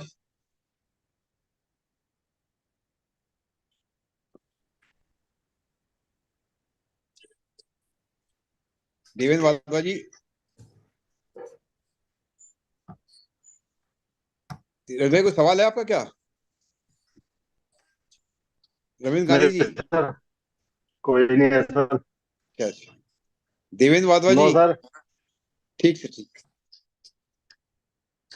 देवेंद्र वाधवा जी, अपना को अनम्यूट कर लीजिए। देवेंद्र वाधवा जी,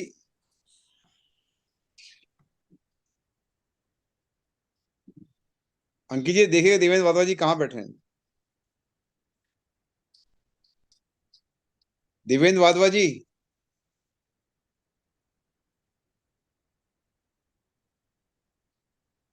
अंकित जी, अंकित सहारनपुर।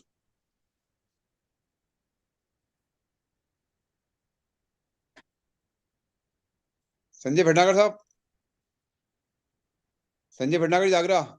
जी सर, मेरा सर आप ही फिर वोटर थैंक्स कर दीजिए, पता नहीं कहीं शायद और वो सब वीडियो ऑफ करके कहीं और मगन है शायद। तो वोटर थैंक्स आप करिए आज का, और राष्ट्रगान भी आप कराइए। ठीक sir, thank you very much Sarvesh sir. आप हमारे आगरा की शान हैं, जैसा कि सबको पता है। आज आपने इतने अच्छे तरीके से हम सभी लोगों को सर्च एंड सीजर के बारे में बताया।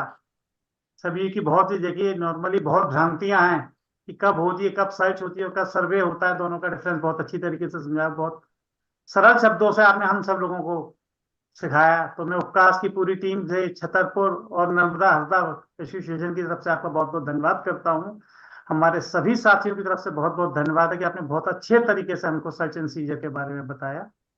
और हम आशा करते हैं आपका बार बार जब कभी भी हमें जरूरत हो तो हम आपसे अपना मार्गदर्शन लेते रहें। बिल्कुल सर, बहुत बहुत सौभाग्य है हमारा सर आपके आज साथ। बहुत लंबे टाइम आपका समय हमें आशीर्वाद मिला, 1 साल बाद मिला हाँ, था सर, जल्दी समय आज बहुत नहीं नहीं, लंबे आप समय जब बाद हुआ। कहेंगे हम आदेश। कोशिश करेंगे जल्दी से जल्दी आपको जल्द से जल्द होता रहे आपसे।